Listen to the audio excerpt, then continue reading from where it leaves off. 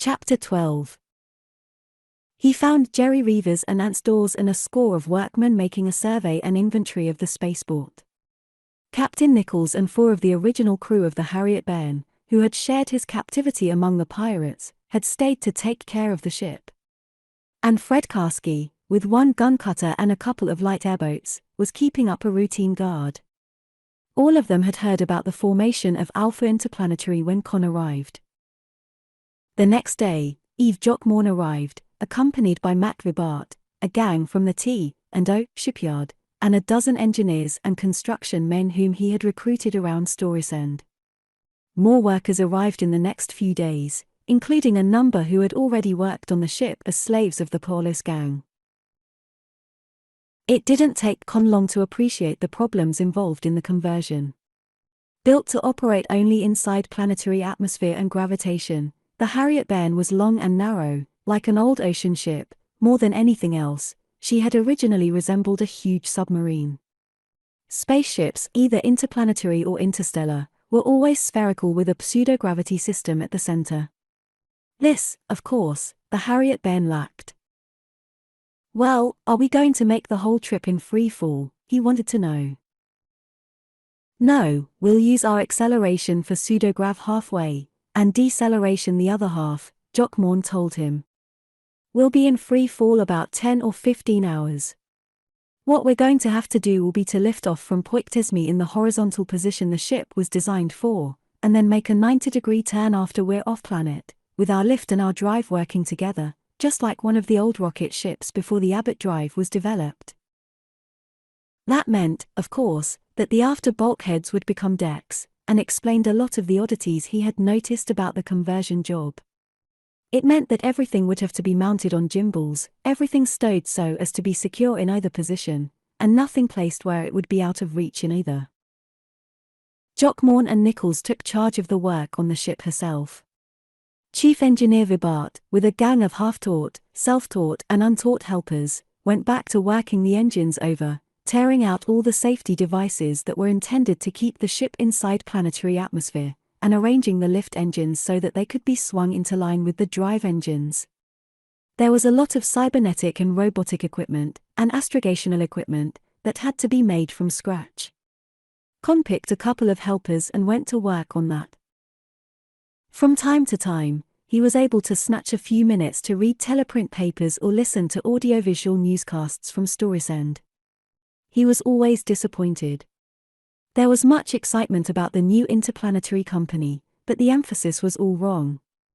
People weren't interested in getting hyperships built, or opening the mines and factories on Poictesme, or talking about all the things now in short supply that could be produced there. They were talking about Merlin, and they were all positive, now, that something found at Force Command Duplicate had convinced Litchfield Exploration and Salvage that the giant computer was somewhere off-planet. Rodney Maxwell flew in from Storysend. He was accompanied by Wade Lucas, who shook hands cordially with Conn. "Can you spare us jerry reevers for a while?" Rodney Maxwell asked. "Well, ask Eve Jockmorn, his vice president in charge of operations. As an influential non-office holding stockholder, I'd think so. He's only running around helping out here and there. We want him to take charge of opening those hospitals you were telling us about. Wade and I are forming a new company, Mainland Medical Materials, Limited, going to act as broker for L.E.&S. in getting rid of medical stores. Nobody in the company knows where to sell that stuff or what we ought to get for it." Wade Lucas began to talk about how desperately some types of drug and some varieties of diagnostic equipment were needed. Conn had it on the tip of his tongue to ask Lucas whether he thought that was a racket, too. Lucas must have read his mind. "I really didn't understand how much good this would do," he said. "I wouldn't have spoken so forcefully against it if I had. I thought it was nothing but this Merlin thing." "Eh? Don't talk to me about Merlin," Conn interrupted. "I have to talk to Kurt Forsey and that crowd about Merlin till I'm sick of the whole subject." His father shot him a warning glance. Lucas was looking at him in surprise. He hastened to change the subject. I see Len made you a suit out of that material, he said to his father. And I see you're not bulging the coat out behind with a hip holster. Oh, I stopped carrying a gun, I'm a city man, now. Nobody carries one in Storysend. Won't even be necessary in Lichfield before long. Our new marshal had a regular reign of terror in Tramptown for a few days, and you wouldn't know the place. Wade, here, is acting mayor now. They went back to talking about the new company. You're going to have so many companies you won't be able to keep track of them before long, Conn said. Well, I'm doing something about that. A holding company, Tri-System Investments, Limited, you're a non-office holding stockholder in that, too. Merlin was now a political issue.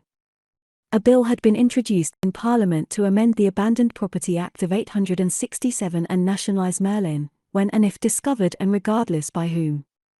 The support seemed to come from an extremist minority. Everybody else, including the administration, was opposed to it.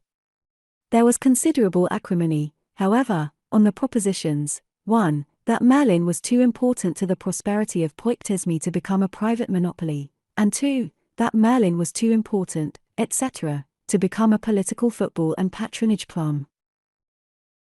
It was discovered, after they were half assembled, that the controls for the Harriet Bairn would only work while she was in a horizontal position. The whole thing had to be torn out and rebuilt.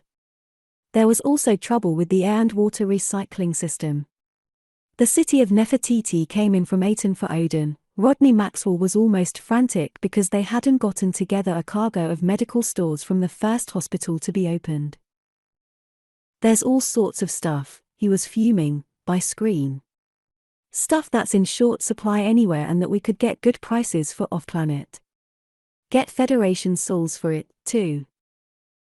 The city of Asgard will be along in 6 months, Conn said. You can have a real cargo assembled by then. You can make arrangements in advance to dispose of it on Terra or Balder or Marduk. There are a couple of other companies interested in interplanetary ships now, his father added. One of them had gotten 4 old freighters off Mothball Row, and they're tearing them down and cannibalizing them into one spaceship. That work's being done here at Storysend Spaceport. And another company has gotten title to a couple of old office buildings and has a gang at work dismantling them for the structural steel. I think they're going to build a real spaceship. That wasn't anything to worry about either. The Harriet Bairn was better than half finished. There was a collapsium plant at Storysend Spaceport, but Eve Jockmorn said it was only half the size of the one at Barrothram. It would be 3 months before it could produce armor for one, let alone both, ships. The crackpots were getting into the act, now, too. A spirit medium on the continent of Acare, to the north, had produced a communication purporting to originate with a deceased 3rd Force staff officer, now in the spirit world. There was considerable detail, all ludicrous to Conn's professional ear. And a fanatic in one of the small towns on the west coast was quoting the Bible, the Quran, and the Bhagavad Gita to prove that if Merlin were ever found, divine vengeance in a spectacular form would fall not only on Poictesme but on the entire galaxy. The spaceship that was building at Storysend got into the news. On screen, it appeared that the work was progressing rapidly. So was the work of demolishing a block of empty buildings to get girders for the second ship, on which work had not yet been started. The one under construction seemed to be of cruciform design, like an old-fashioned pre-contragravity winged airplane. The design puzzled everybody at Barrothram. Eve Jockmorn thought that perhaps there would be decks in the crossarm which would be used when the ship was running on combined lift and drive. Well, till we can get a shipyard going on Koshche and build some real spaceships, there are going to be some rare-looking objects traveling around the Alpha system. I wonder what the next one's going to look like, a flying skyscraper. Conn said. What I wonder, Eve Jockmorn replied, is where all the old interplanetary ships got to. There must have been hundreds of them running back and forth from here to Janikot and Koshche and Yugen and Horvendal during the war.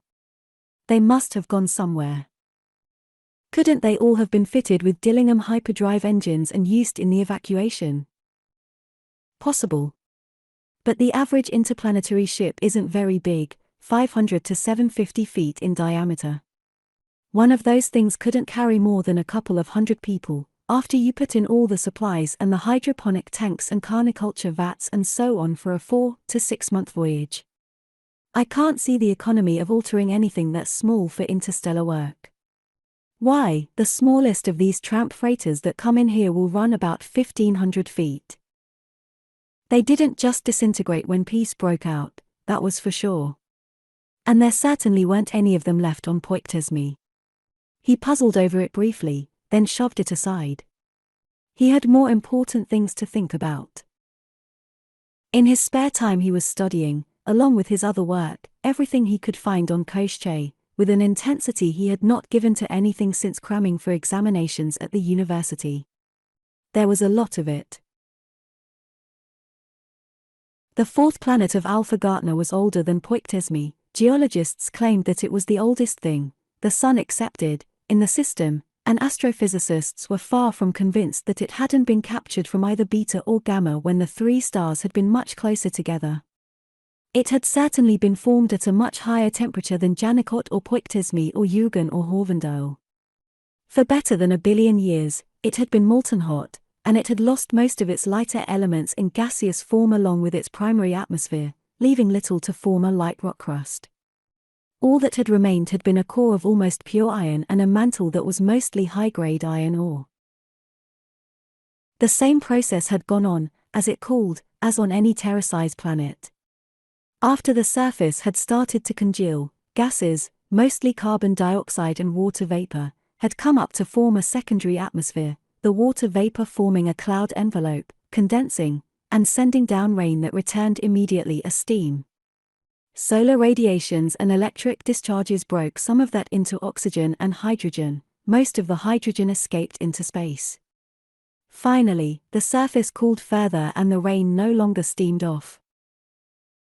The whole planet started to rust. It had been rusting, slowly, for the billion or so years that had followed, and almost all the free oxygen had become locked in iron oxide. The air was almost pure carbon dioxide. It would have been different if life had ever appeared on Poictesme, but apparently the right amino acids never assembled. Some attempts had been made to introduce vegetation after the colonization of Poictesme, but they had all failed. Men went to Poictesme, they worked out of doors in oxygen helmets, and lived in airtight domes and generated their own oxygen. There had been mines, and smelters, and blast furnaces and steel mills. And there had been shipyards, where hyperships up to 3,000 feet had been built. They had all been abandoned when the war had ended. They were waiting there, on an empty, lifeless planet. Some of them had been built by the 3rd Fleet Army Force during the war, most of them dated back almost a century before that, to the original industrial boom. All of them could be claimed under the Abandoned Property Act of 867, since all had been taken over by the Federation, and the original owners, or their heirs, compensated. And there was the matter of selecting a crew. As an influential non-office holding stockholder in all the companies involved, Conn Maxwell, of course, would represent them. He would also serve as astrogator. Clyde Nichols would command the ship in atmosphere, and act as first mate in space. Mac Vibart would be chief engineer at all times. Yves Jockmorn would be first officer under Nichols, and captain outside atmosphere. They had 3 real space crewmen, named Roddell, Utzko, and O'Keefe, who had been in Storesend jail as a result of a riotous binge when their ship had lifted out 6 months before.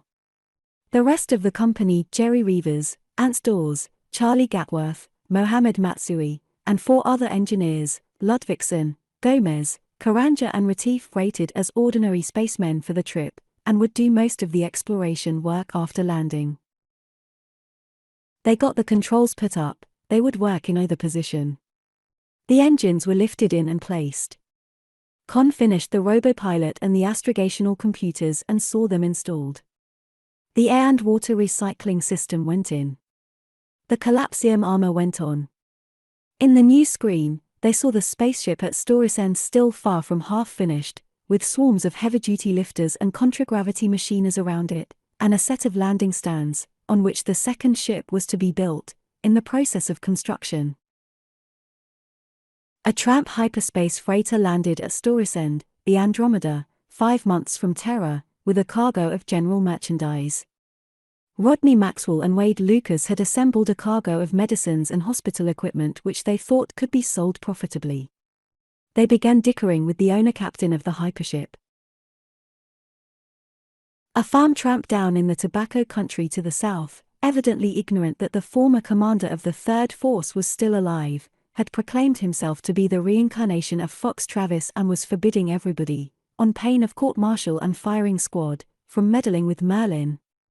And an evangelist in the West was declaring that Merlin was really Satan in mechanical shape. The Harriet Bairn was finished. The first test, lifting her to 300 miles, turning her bow up, and taking her another 1,000 miles, had been a success. They brought her back and set her down in the middle of the crater, and began getting the supplies aboard. Kurt Forsey, Clems RF, Judge Ledoux, Franz Veltrin, and the others flew over from Force Command. Sylvie Jockmorn came from Litchfield, and so did Wade Lucas, Morgan Gatworth, Lester Dawes, Lorenzo Menards, and a number of others. Neither Conn's mother nor sister came. "I don't know what's the matter with those two," Sylvie told him. "They always seem to be scrapping with each other now, and the only thing they can agree on is that you and your father ought to stop whatever you're doing, right away. Your mother can't adjust to your father being a big Storesend businessman, and she says he'll lose every centisol he has and both of you will probably go to jail, and then she's afraid you will find Merlin, and Flora's sure you and your father are swindling everybody on the planet." "Sylvie, I had no idea things would be like that," he told her contritely. "I wish I hadn't suggested that you stay there, now." "Oh, it isn't so bad, so far. Your mother and I get along all right when Flora isn't there, and Flora and I get along when your mother isn't around. Mealtimes aren't much fun, though." His father came out from Storesend, looked the ship over, and seemed relieved.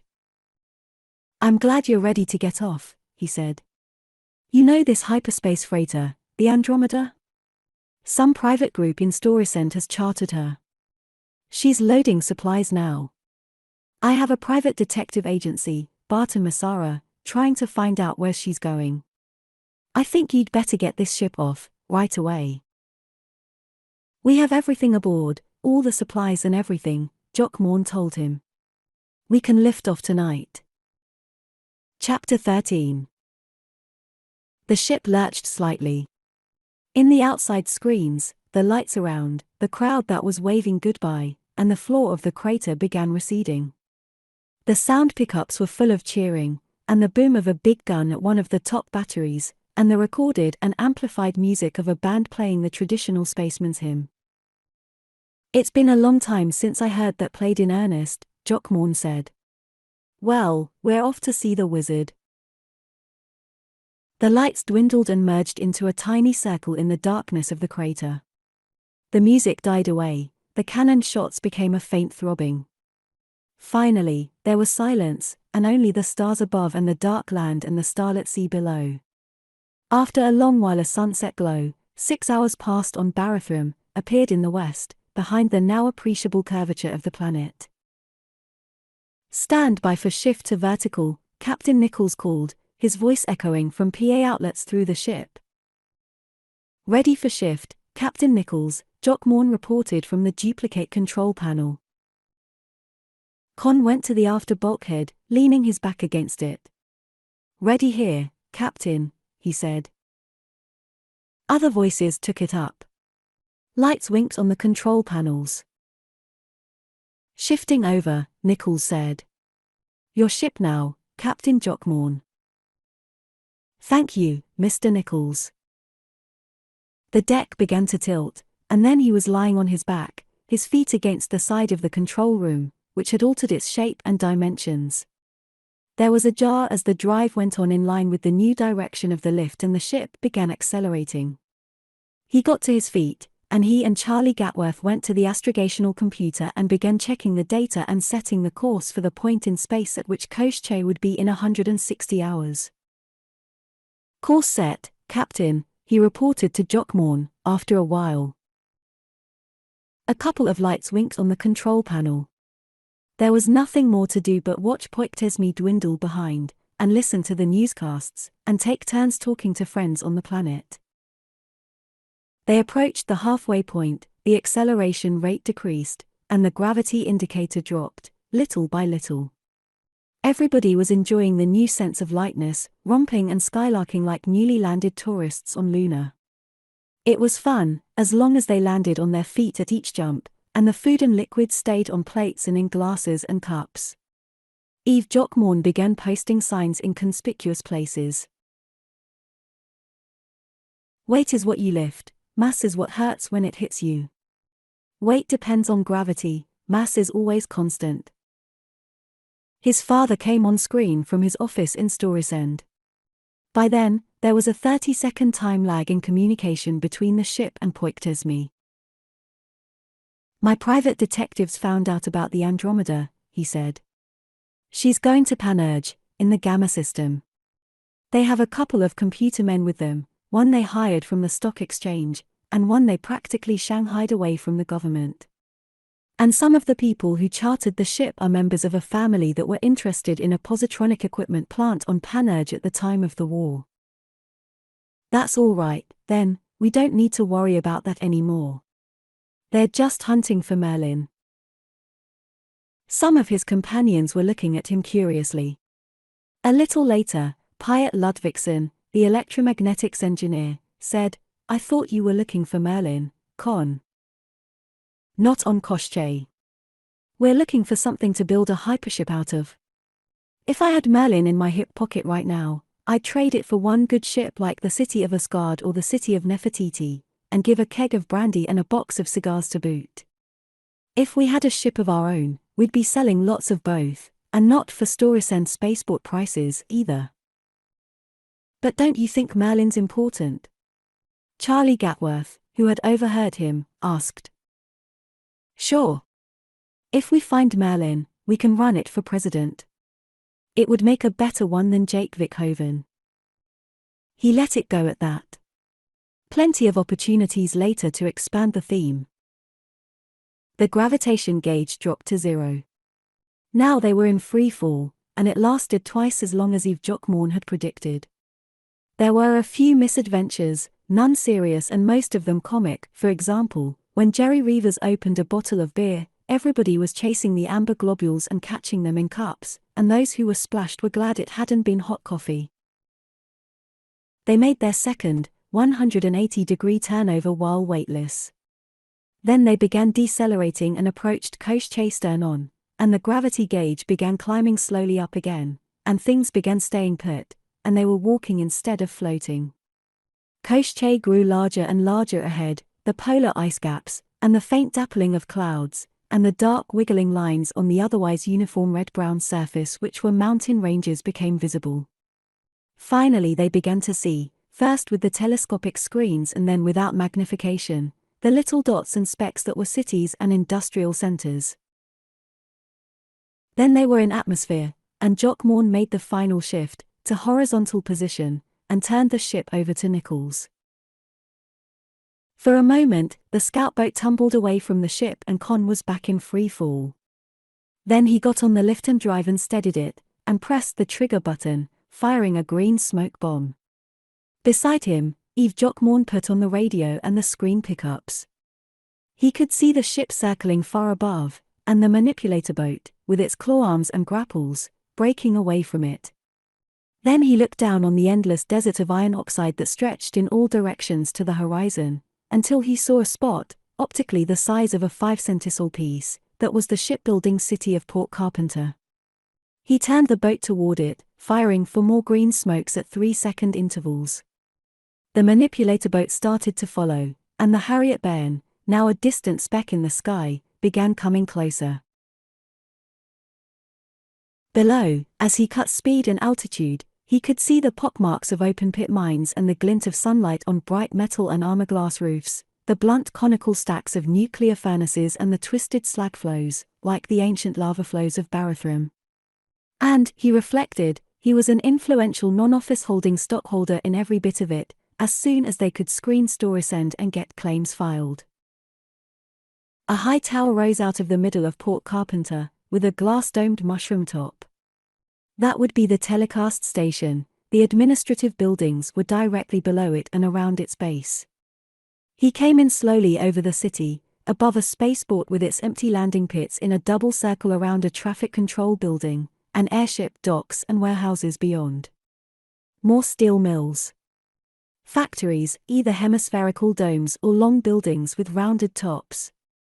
Ship construction yards and docks. For the most part, these were empty, but on some of them the landing stands of spaceships, like 8- and 10-legged spiders, waiting for 40 years for hulls to be built on them. A few spherical skeletons of ships, a few with some of the outer skin on. It wasn't until he was passing close to them that he realized how huge they were. And stacks of material, sheet steel, deck plate, girders, and contragravity lifters and construction machines, all left on jobs that were never finished, the bright rustless metal dulled by 40 years of rain and wind-blown red dust. They must have been working here to the very last, and then, when the evacuation elsewhere was completed, they had dropped whatever they were doing, piled into such ships as were completed, and lifted away. The mushroom-top tower rose from the middle of a circular building piled level on level, almost half a mile across.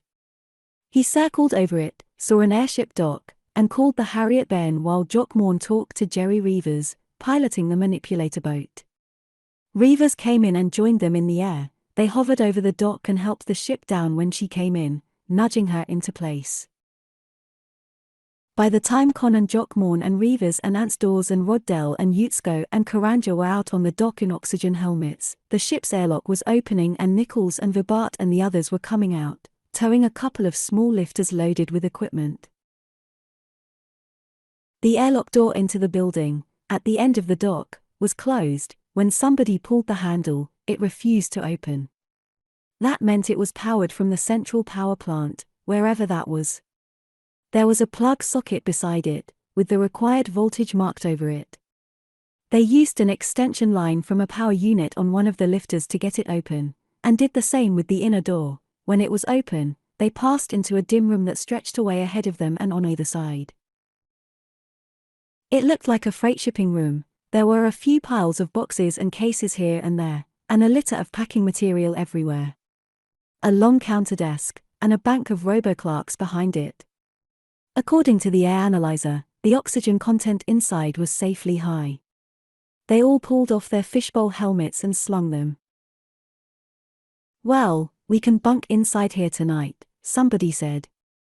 "It won't be so crowded here." "We'll bunk here after we find the power plant and get the ventilator fans going," Jock Morn said. Ants Dawes held up the cigarette he had lighted. That was all the air analyzer he needed. "That looks like enough oxygen," he said.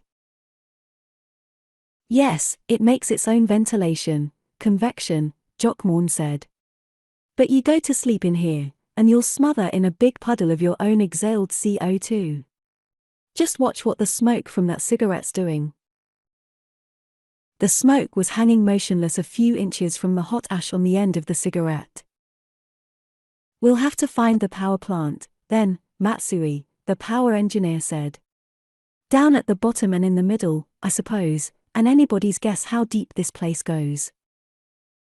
"We'll find plans of the building," Jerry Reavers said.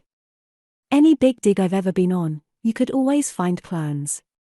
The troubleshooters always had them, security officer, and maintenance engineer." There were inside-use vehicles in the big room. They loaded what they had with them onto a couple of freight skids and piled on, starting down a passage toward the center of the building. The passageways were well marked with direction signs, and they found the administrative area at the top and center, around the base of the telecast tower. The security offices, from which police, military guard, fire protection, and other emergency services were handled, had a fine set of plans and maps, not only for the building itself but for everything else in Port Carpenter. The power plant, as Matsui had surmised, was at the very bottom, directly below. The only trouble, after they found it, was that it was completely dead. The reactors wouldn't react, the converters wouldn't convert, and no matter how many switches they shoved in, there was no power output. The inside telemetered equipment, of course, was self-powered. Some of them were dead, too, but from those which still worked Mohammed Matsui got a uniformly disheartening story. "You know what happened," he said.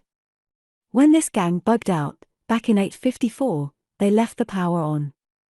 Now the conversion mass is all gone, and the plutonium's all spent. We'll have to find more plutonium, and tear this whole thing down and refuel it, and repack the mass conversion chambers, provided nothing's eaten holes in itself after the mass inside was all converted." "How long will it take?" Conn asked. "If we can find plutonium, and if we can find robots to do the work inside, and if there's been no structural damage, and if we keep at it a couple of days." "All right, let's get at it. I don't know where we'll find shipyards like these anywhere else, and if we do, things'll probably be as bad there. We came here to fix things up and start them, didn't we?" Chapter 14. It didn't take as long as Mohammed Matsui expected. They found the fissionables magazine, and in it plenty of plutonium, each subcritical slug in a 500-pound collapsium canister. There were repair robots, and they only had to replace the cartridges in the power units of 3 of them. They sent them inside the collapsium-shielded death-to-people area transmitter robots, to relay what the others picked up through receptors wire connected with the outside. Foreman robots, globes a yard in diameter covered with horns and spikes like old-fashioned ocean navy mines. Worker robots, in a variety of shapes, but mostly looking like many-clawed crabs. Neither the converter nor the reactor had sustained any damage while the fissionables were burning out. So the robots began tearing out reactor elements, and removing plutonium slugs no longer capable of sustaining chain reaction but still dangerously radioactive. Nuclear reactors had become simpler and easier to service since the first day of the year zero, when Enrico Fermi put the first one into operation, but the principles remained the same. Work was less backbreaking and muscle straining, but it called for intense concentration on screens and meters and buttons that was no less exhausting. The air around them began to grow foul. Finally, the air analyzer squawked and flashed red lights to signal that the oxygen had dropped below the safety margin. They had no mobile fan equipment, or time to hunt any. They put on their fishbowl helmets and went back to work. After 12 hours, with a few short breaks, they had the reactors going. Jerry Reavers and a couple of others took a heavy-duty lifter and went looking for conversion mass. They brought back a couple of tons of scrap iron and fed it to the converters. A few seconds after it was in, the pilot lights began coming on all over the panels. They took 2 more hours to get the oxygen separator and the ventilator fans going, and for good measure they started the water pumps and the heating system. Then they all went outside to the ship to sleep. The sun was just coming up. It was sunset when they rose and returned to the building. The airlocks opened at a touch on the operating handles. Inside, the air was fresh and sweet, the temperature was a pleasantly uniform 75 degrees Fahrenheit, the fans were humming softly, and there was running hot and cold water everywhere. Jerry Reavers, Ants Dawes, and the 3 tramp freighter forecastle hands took lifters and equipment and went off foraging. The rest of them went to the communications center to get the telecast station, the radio beacon, and the inside screen system into operation. There were a good many things that had to be turned on manually, and more things that had been left on, 40 years ago, and now had to be repowered or replaced. They worked at it most of the night. Before morning, almost everything was working, and they were sending a signal across 28 million miles to Storysend, on Poictesme. It was late evening, Storysend time, but Rodney Maxwell, who must have been camping beside his own screen, came on at once, which is to say 5.5 minutes later. "Well, I see you got in somewhere. Where are you, and how is everything?" Then he picked up a cigar out of an ashtray in front of him and lit it, waiting. "Port Carpenter, we're in the main administration building," Conn told him. He talked for a while about what they had found and done since their arrival. Have you an extra view screen, fitted for recording? He asked. 5.5 minutes later, his father nodded. Yes, right here. He leaned forward and away from the communication screen in front of him. I have it on. He gave the wavelength combination. Ready to receive. This is about all we have, now. Views we took coming in, from the ship and a scout boat. He started transmitting them. We haven't sent in any claims yet. I wasn't sure whether I should make them for Alpha Interplanetary, or Litchfield Exploration and Salvage. Don't bother sending in anything to the claims office, his father said. Send anything you want to claim in here to me, and I'll have Sterber, Flynn and Chen Wong file them. They'll be made for a new company we're organizing. What? Another one? His father nodded, grinning. Koshche Exploitation and Development, we've made application already. We can't claim exclusive rights to the whole planet like the old interstellar exploration companies did before the war, but since you're the only people on the planet, we can come pretty close to it by detail. He was looking to one side, at the other screen. Great goo, Conn. This place of yours altogether beats everything I ever dug, Force Command and Barathrum Spaceport included. How big would you say it is? More than 10 miles in radius. About 5 or 6. 10 or 12 miles across. That's all right, then. We'll just claim the building you're in, now, and the usual 10-mile radius, the same as at Force Command. We'll claim the place as soon as the company's chartered. In the meantime, send in everything else you can get views of. They set up a regular radio and screen watch after that. Charlie Gatworth and Piet Ludvigsen, both of whom were studying astrogation in hopes of qualifying as space officers after they had a real spaceship, elected themselves to that duty. It gave them plenty of time for study. Jerry Reavers and Ants Dawes, with whomever they could find to help them, were making a systematic search. They looked first of all for foodstuffs, and found enough in the storerooms of 3 restaurants on the executive level to feed their own party in gourmet style for a year, and enough in the main storerooms to provision an army. They even found refrigerators and freeze bins full of meat and vegetables fresh after 40 years. That surprised everybody, for the power units had gone dead long ago. Then it was noticed that they were covered with collapsium.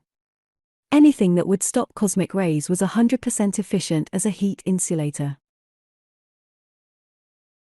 Coming in, the first day, Conn had seen an almost completed hypership bulking above the domes and roofs of Port Carpenter in the distance. He saw it again on screen from a pickup atop the central tower. As soon as the party was comfortably settled in the executive apartments on the upper levels, he and Eve Jockmorn and Mac Vibart and Shork Retief, the construction engineer, found an aircar in one of the hangars and went to have a closer look at her.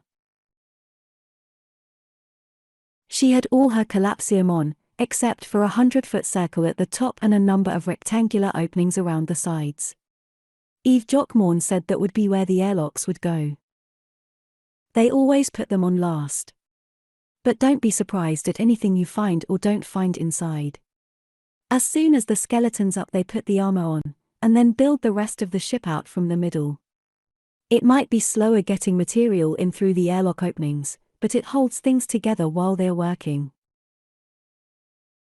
They put on the car's lights, lifted to the top, and let down through the upper opening. It was like entering a huge globular spider's web, globe within globe of interlaced girders and struts and braces, extending from the center to the outer shell. Even the spider was home, a 300-foot ball of collapsium, looking tiny at the very middle. Why, this isn't a ship! Vibart cried in disgust. This is just the outside of a ship. They haven't done a thing inside. Oh, yes, they have, Jockmorn contradicted, aiming a spotlight toward the shimmering ball in the middle. They have all the engines in Abbott lift and drive, Dillingham hyperdrives, pseudograv, power reactors, converters, everything. They wouldn't have put on the shielding if they hadn't. They did that as soon as they had the outside armor on. Wonder why they didn't finish her, if they got that far, Retief said. They didn't need her. They'd had it, they wanted to go home. Well, we're not going to finish her, not with any 15 men, Retief said. One man has only 2 hands, 2 feet and 1 brain. He can only handle so much robo-equipment at a time. I never expected we'd build a ship ourselves, Conn said. We came to look the place over and get a few claims staked. When we've done that, we'll go back and get a real gang together. I don't know where you'll find them, Jockmorn commented. We'll need a couple of hundred, and they ought all to be graduate engineers. We can't do this job with farm tramps. You made some good shipyard men out of farm tramps on Barathrum. And what'll you do for supervisors? You're one.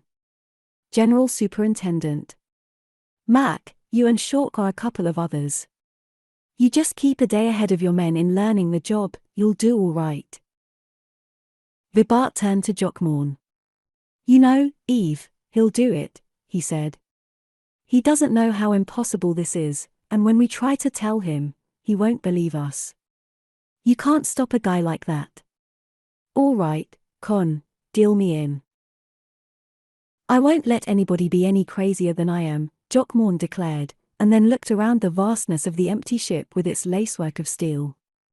All you need is about 10 million square feet of decks and bulkheads, an air and water system, hydroponic tanks and carniculture vats, astrogation and robo-pilot equipment, about which I know very little, a hyperspace pilot system, about which I know nothing at all.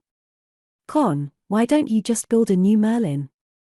It would be simpler. I don't want a new Merlin. I'm not even interested in the original Merlin. This is what I want, right here. He told his father, by scream, about the ship. I believe we can finish her, but not with the gang that's here. We'll need a couple of hundred men. Now, with the supplies we've found, we can stay here indefinitely.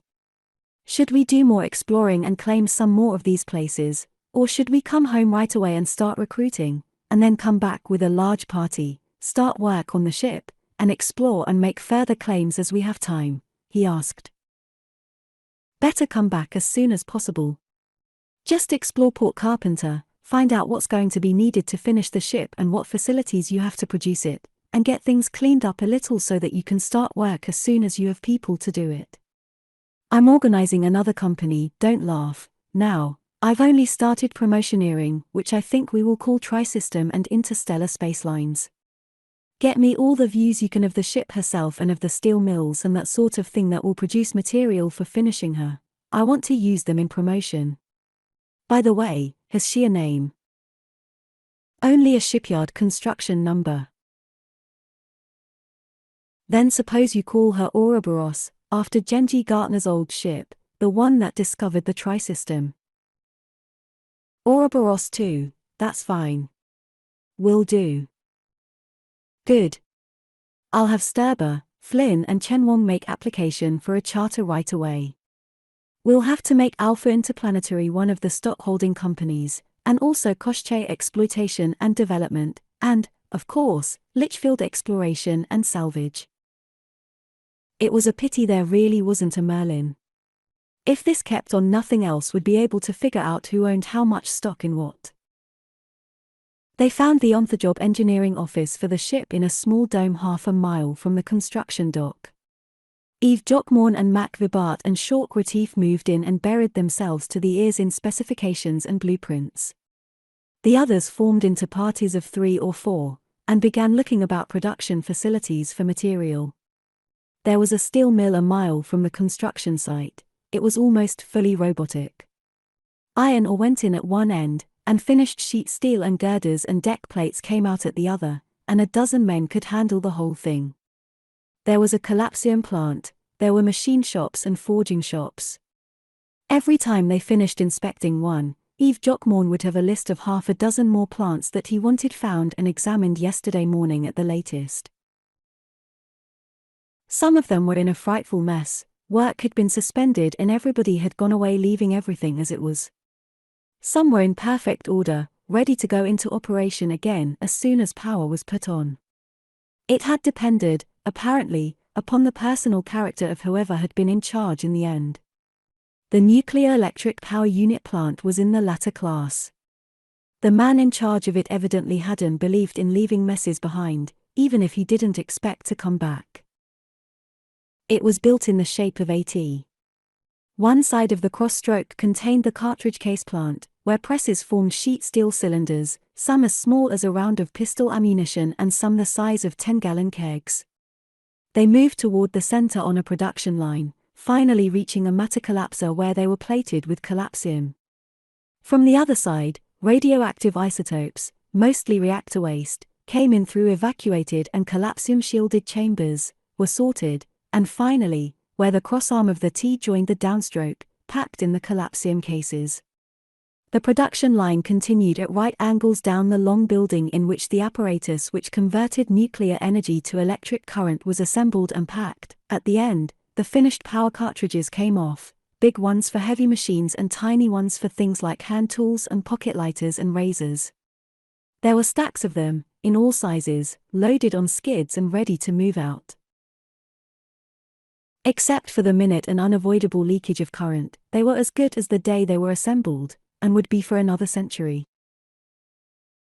Like almost everything else, the power cartridge plant was airtight and had its own oxygen generator. The air analyzer reported the oxygen insufficient to support life. That was understandable. There were a lot of furnaces which had evidently been hot when the power was cut off. They had burned up the oxygen before cooling. They put on their oxygen equipment when they got out of the car. "I'll go back and have a look at the power plant," Matsui said. "If it's like the rest of this place, it'll be ready to go as soon as the reactors are started. I wish everybody here had left things like this." "Well, we'll have to check everything to make sure nothing was left on when the main power was cut," Conn said. "Don't do anything back there till we give you the go-ahead." Matsui nodded and set off on foot along the broad aisle in the middle. Conn looked around in the dim light that filtered through the dusty glass overhead. On either side of the central aisle were two production lines. Between each pair, at intervals, stood massive machines which evidently fabricated parts for the power cartridges. Over them, and over the machines directly involved in production, were receptor aerials, all oriented toward a stubby tower, 20 feet thick and 50 in height, topped by a hemispherical dome. "That'll be the control tower for all the machinery in here," he decided. "Ants, suppose you and I go take a look at it."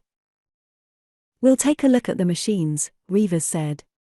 "Clyde, you and I can work back on the right and then come down on the other side. You know anything about this stuff?" "Me? Niflheim, no," Nichols said. "I know a robo-control when I see one, and I know whether it's set to receive or not."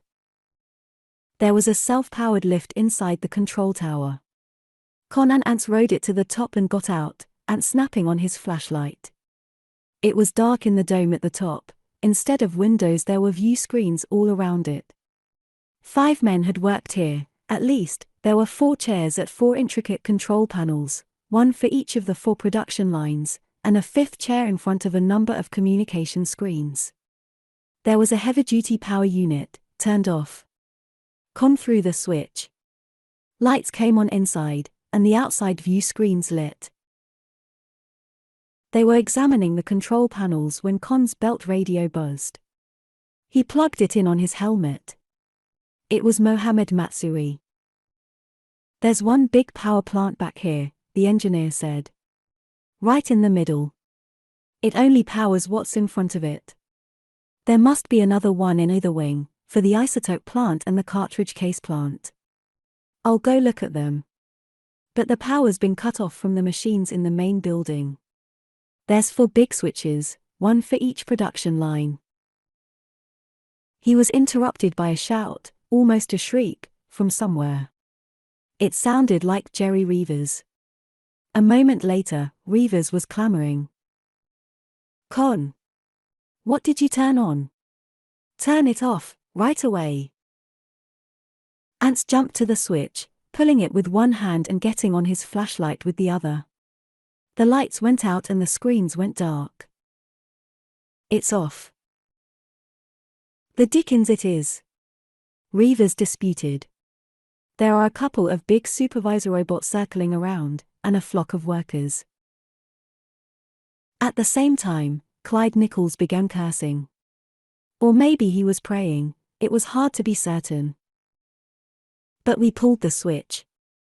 It was only the lights and view screens in here, anyhow. It didn't do any good. Pull another one.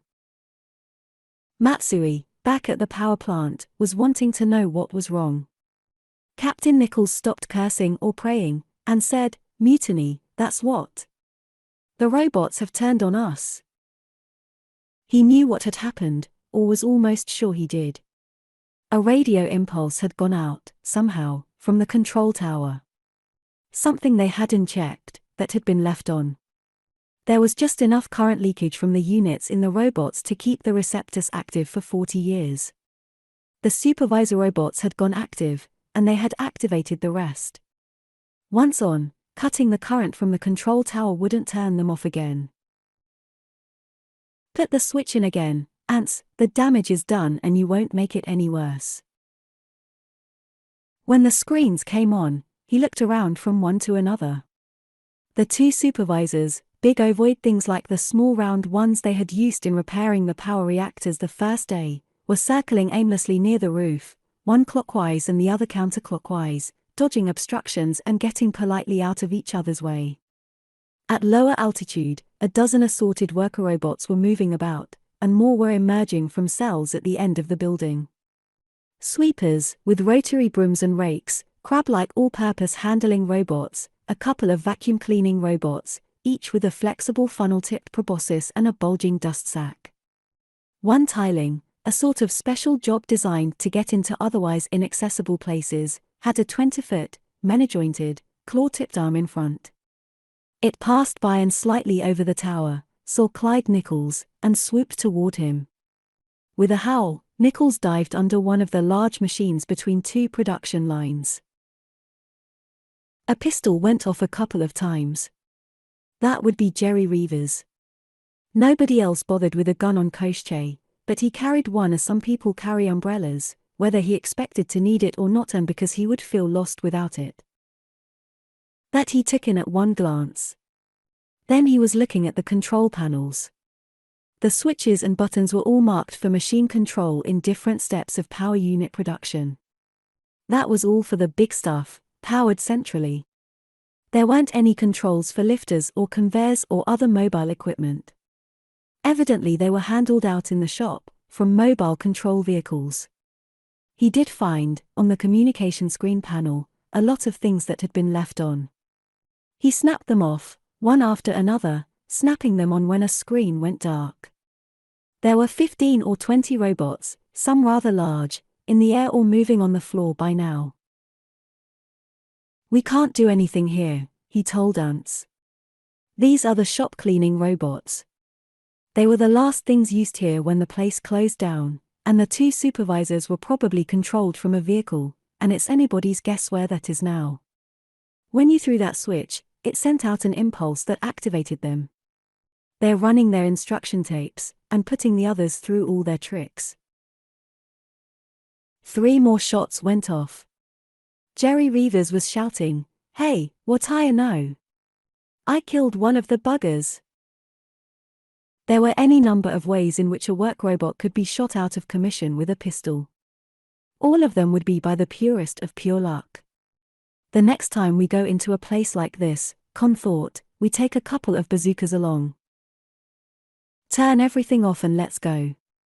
See what we can do outside. Ants put on his flashlight and pulled the switch. They got into the lift and rode down, going outside.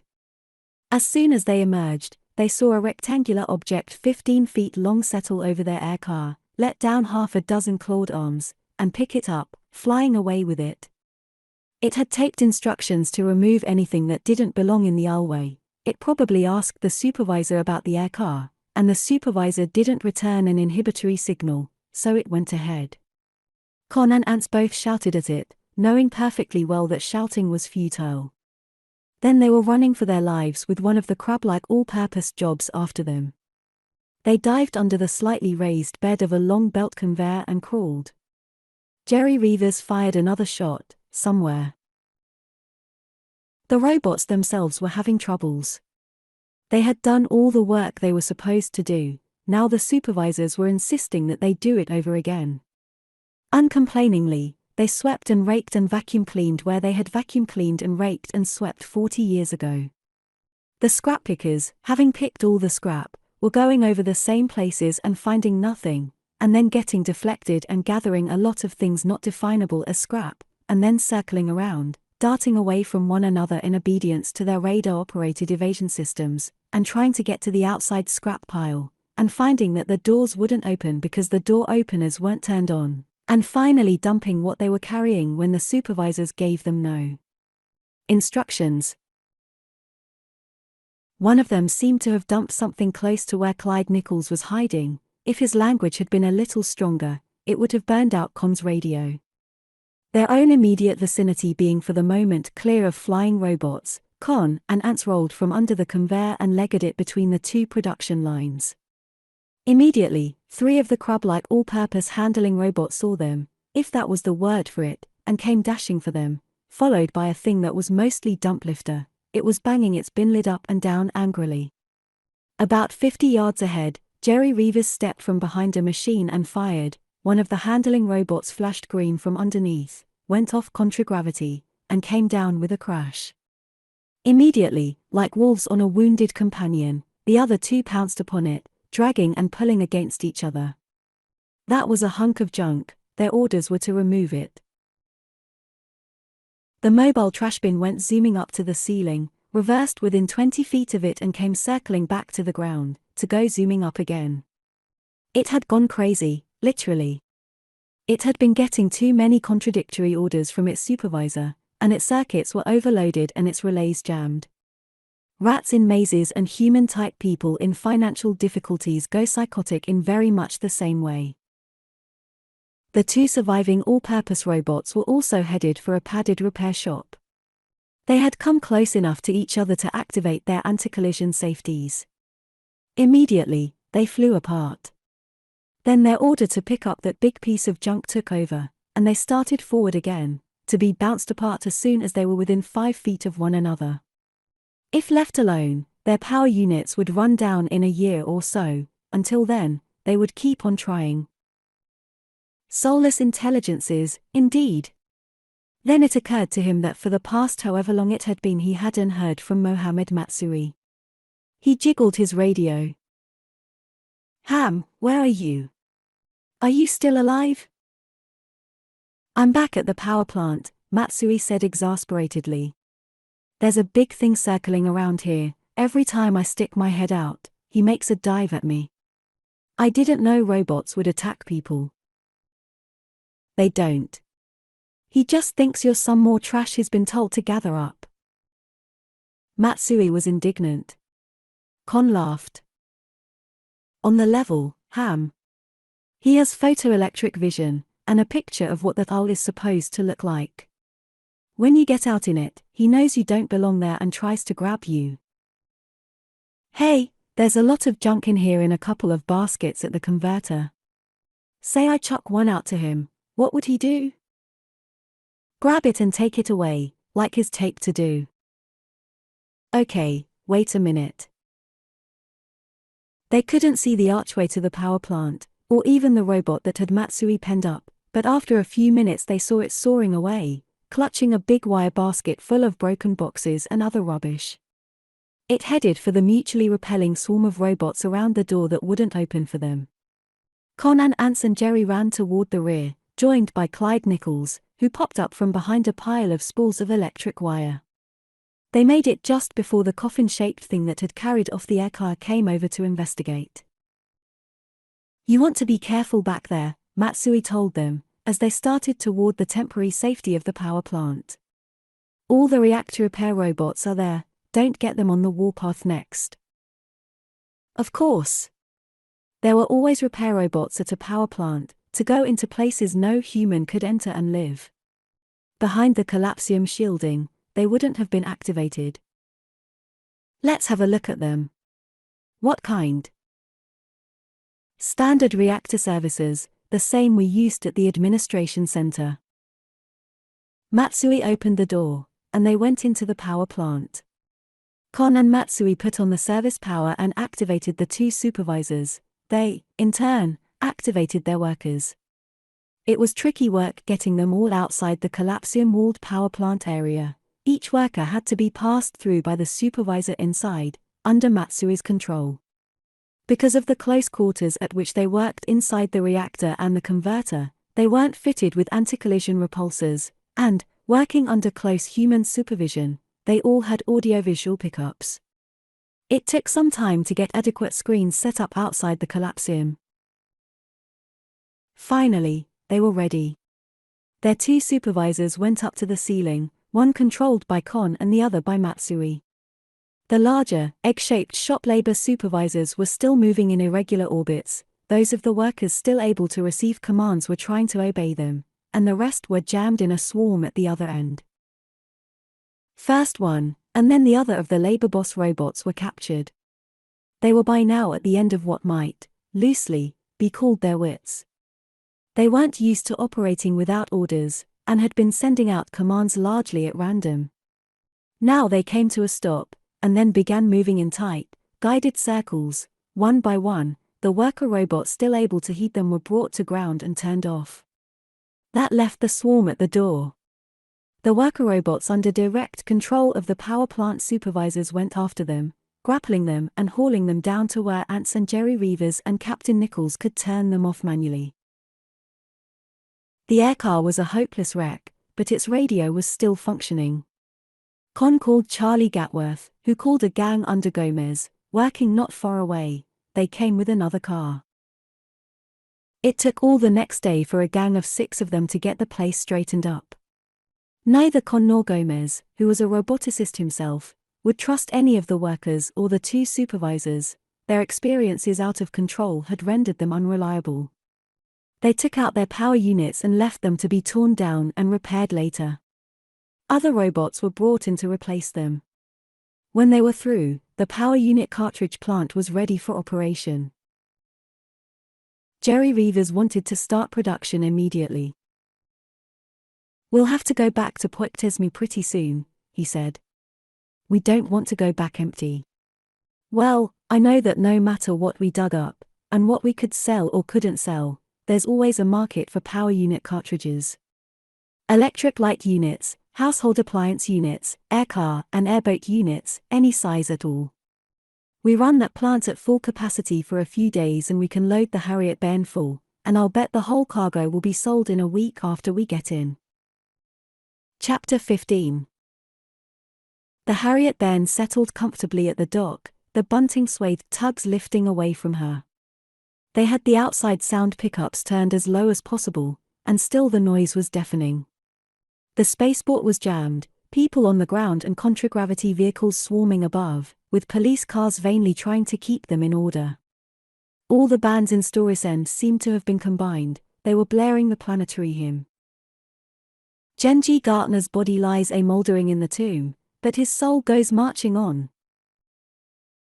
When they opened the airlock, there was a hastily improvised ceremonial barge, actually a farm scow completely draped in red and white, the planetary colors. They all stopped, briefly, as they came out, to enjoy the novelty of outdoor air which could actually be breathed.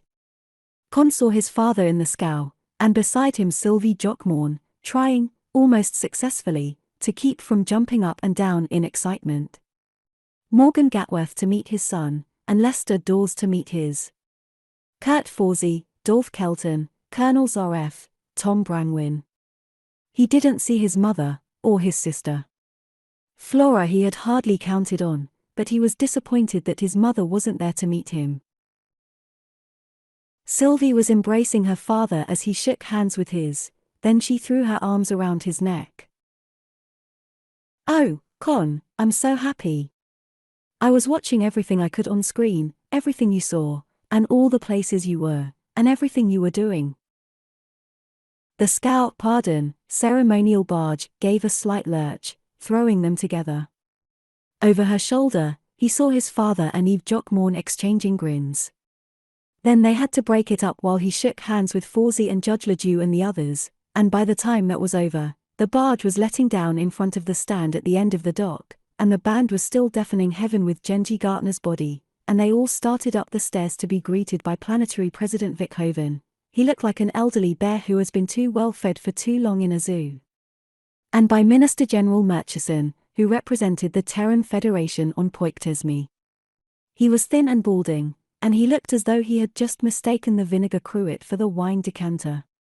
Genji Gartner's soul stopped marching on, but the speeches started, and that was worse. And after the speeches, there was the parade, everybody riding in transparent-bodied air cars, and the Leicester doors. And the two ships of the new Planetary Air Navy and a swarm of gunboats in column 500 feet above, all firing salutes. In spite of what wasn't, but might just as well have been, a concerted conspiracy to keep them apart, he managed to get a few words privately with Sylvie. "My mother, she didn't get here. Is anything wrong? Is anything else? I've been in the middle of it ever since you went away.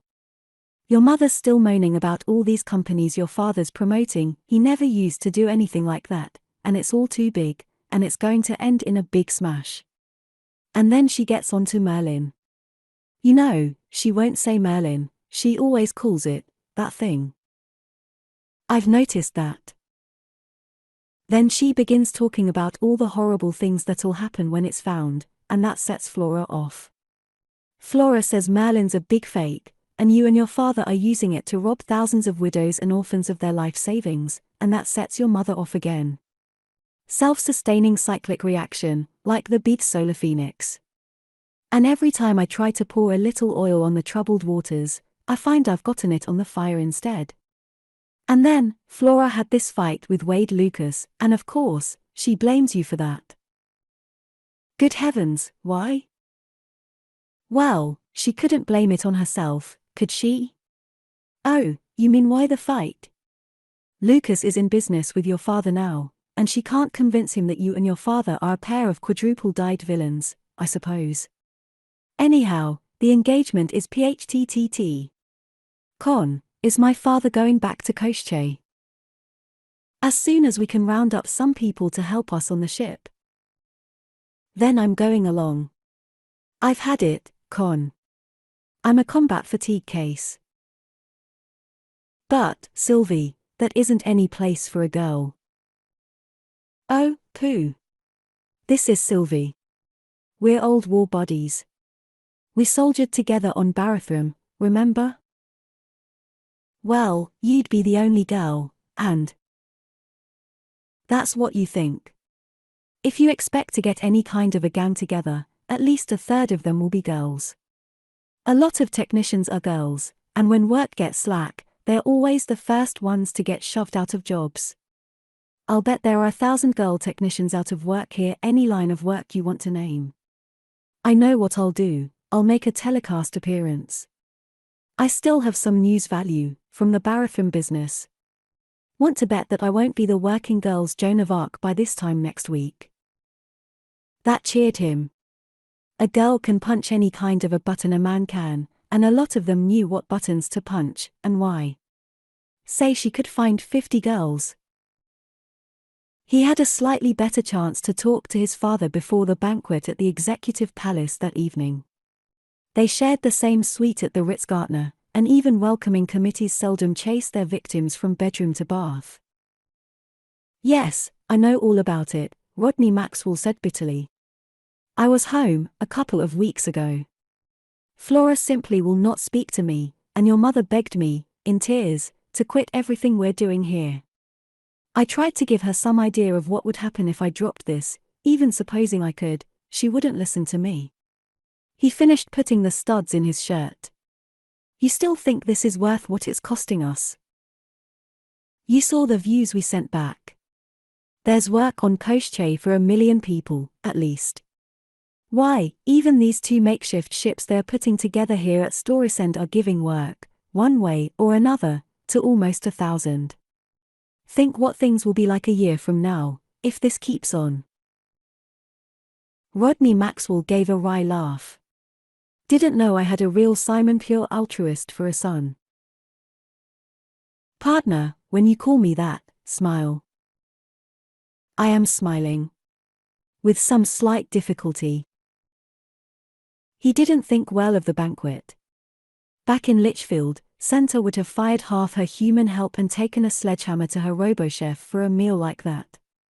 Even his father's camp cook would have been ashamed of it. And there were more speeches. President Wickhoven managed to get hold of him and Eve Jockmorn afterward, and steered them into his private study. Have you any real reason for thinking that Merlin might be on Poictesme? The planetary president asked. Great goo, no. We weren't looking for Merlin, Mr. President. We were looking for a hypership. We have one, too.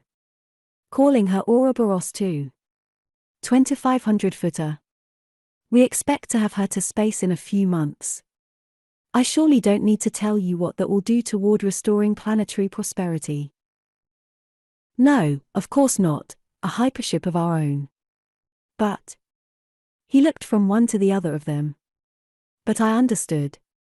That is, Mr. Kurt Forsey was saying. Mr. Forsey is looking for Merlin here on Poictesme. If anybody finds it, that's where it'll be found. I'm interested in getting business started again. If Merlin is found, it would help, of course. He shrugged. Don't look at me, Jockmorn said. Mr. Maxwell, both of them, father and son, want some spaceships. They hired me to help build them. That's all I have in it. Then he relit the cigar the president had given him and leaned back in his chair, staring at the stuffed Alsacoid head with the 7-foot horn spread above the fireplace. Conn described the interview to his father after they were back at the hotel. I hope you convinced him. You know, he's afraid of Merlin. A lot of people have been saying that if Merlin's found, it should be used to determine government policy. A few extremists are beginning to say that Merlin ought to be the government, and Jake Wickhoven and his cronies ought to be dumped into the handiest mass energy converter, preferably.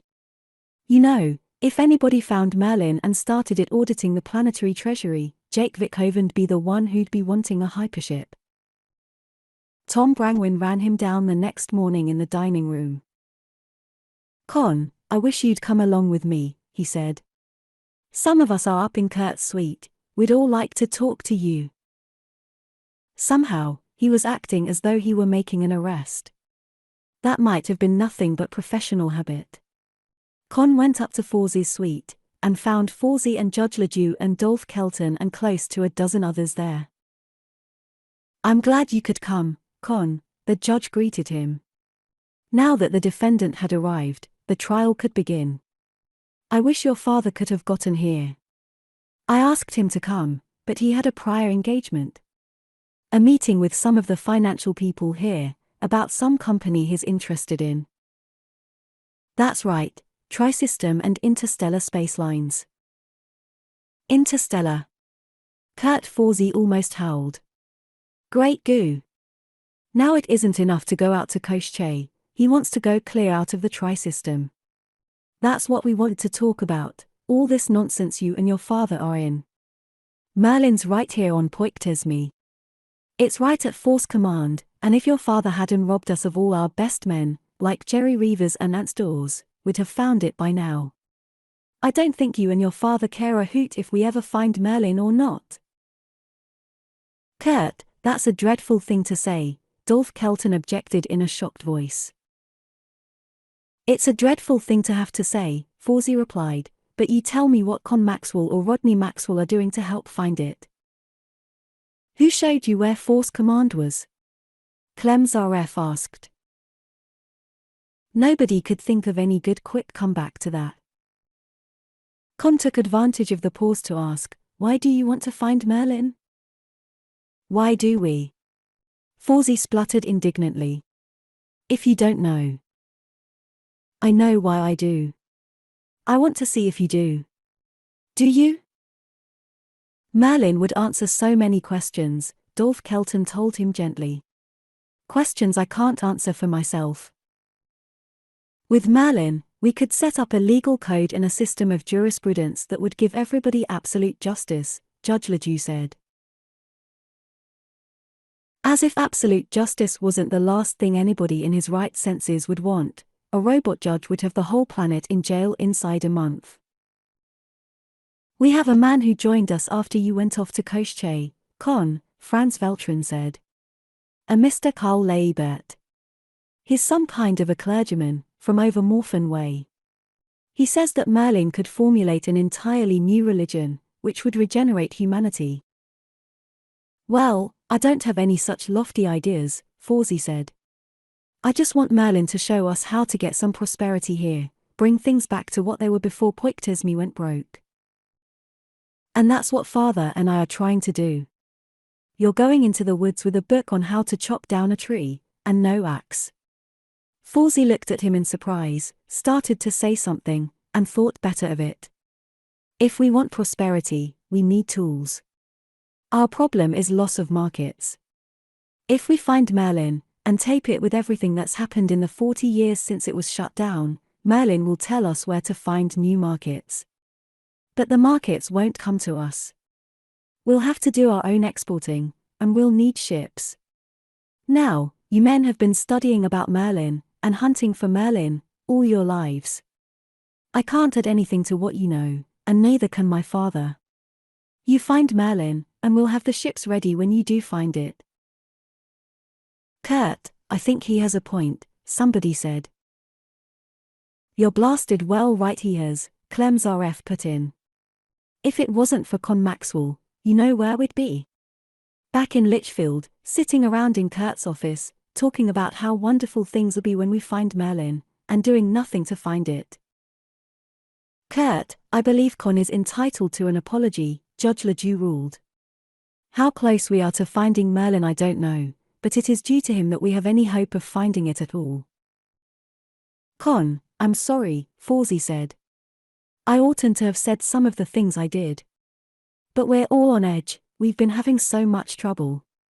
Conn, it's right there at Force Command, I know it is. We've been all over the place.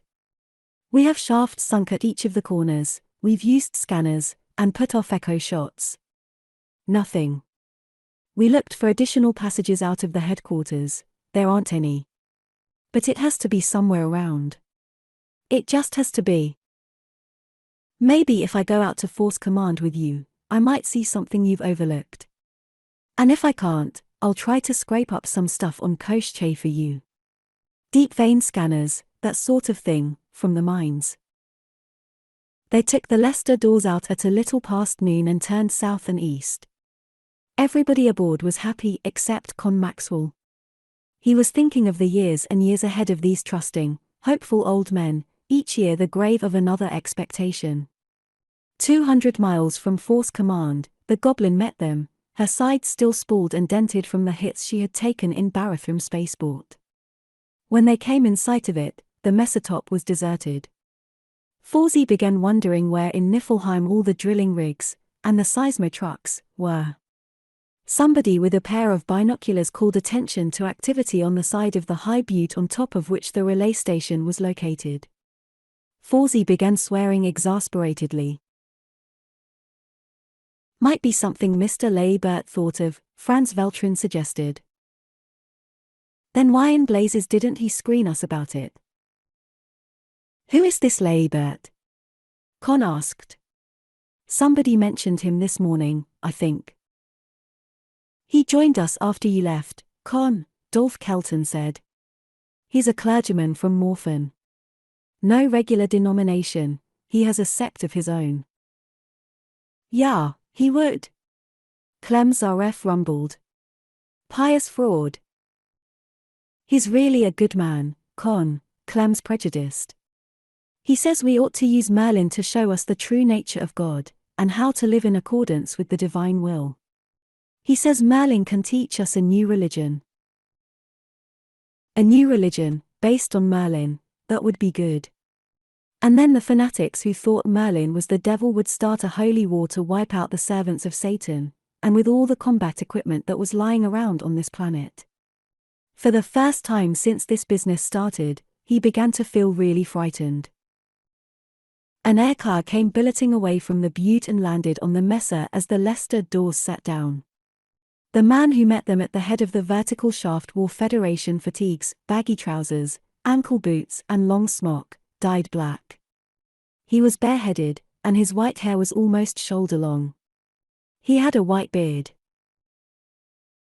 "Welcome, brothers," he greeted, a hand raised in benediction. "And who is this with you?" His voice was high and quavery, not a good pulpit voice, Conn thought. Kurt Forsey introduced Conn, and Leibert grasped his hand with a grip that was considerably stronger than his voice. "Bless you, young man. It is to you alone that we owe our thanks that we are about to find the great computer. Every sapient being in the galaxy will honor your name for 1,000 years." "Well, I hadn't counted on quite that much, Mr. Leibert. If it'll only help a few of these people to make a decent living, I'll be satisfied." Leibert shook his head sadly. "You think entirely in material terms, young man," he reproved. "Forget these things, acquire the higher spiritual values. The great computer must not be degraded to such uses, we should let it show us how to lift ourselves to a high spiritual plane." It went on like that, after they went down to Fox Travis's, now Forsey's, office, where there were silver-stoppered decanters instead of the old green glass pitcher, and gold-plated ashtrays, and thick carpets on the floor. The man was a lunatic. He made Forsey's office gang look frigidly sane. Furthermore, he was an ignoramus. He had no idea what a computer could or couldn't do. Anybody who could build a computer of the sort he thought Merlin wouldn't need it. He would be God. As he talked, Conn began to be nagged by an odd sense of recognition. He'd seen this Carl Leibert before, somewhere, and somehow he was sure that the long white hair and the untrimmed beard weren't part of the picture. That puzzled him. He doubted if he'd have remembered Leibert from 6 years ago, almost 7, now, though a lot of itinerant evangelists showed up in Litchfield. That might have been it.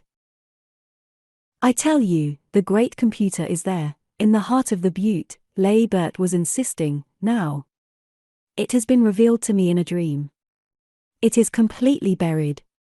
After it was made, no human touched it. The men who were here and used it in the war communicated with it only by radio." That could be so.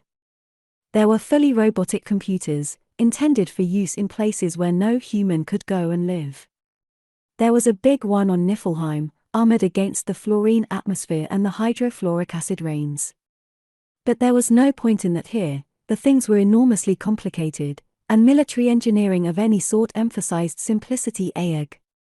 Was he beginning to believe this balderdash himself? Clem's RF fell in with him as they were going to dinner. "Revealed in a dream," the old rebel snorted.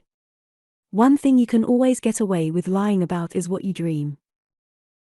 "You think he's lying?" "I think he's just crazy." "That's what he wants you to think. Look, Conn, he knows Merlin is here, he's trying to keep us from it. That's why he shifted all that equipment over on the butte. He's working for Sam Murchison." "I thought your theory was that the Federation had lost Merlin." "It was, at first. It doesn't look that way to me now. It's right here at Force Command, somewhere. They don't want it found, and they're going to do everything they can to stop us. I oughtn't to have left this fellow Leibert here alone. Well, I won't do that again.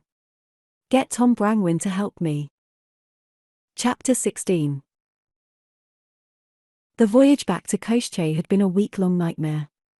When she had been the pride and budget wrecker of transcontinent and overseas airline, the Harriet Bairn had accommodated 200 first-class and 500 lower-deck passengers, but the conversion to a spaceship had drastically reduced her capacity. The 300 men and women who had been recruited for the Poictesme colony had been crammed into her with brutal disregard for comfort, privacy, or anything else except the ability of the airy cyclers to keep them breathing. When Captain Nichols set her down at the administration building at Port Carpenter, a few had to be carried off, but they were all alive, which made the trip an unqualified success.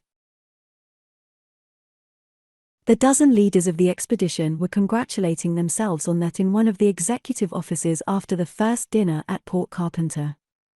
Rodney Maxwell, in Storesend, had joined them in screen image. He was mostly listening, and sometimes contributing a remark apropos of something the rest of them had said 5 minutes ago. Our hypership, Conn was saying, is going to have to be item 2 on the agenda.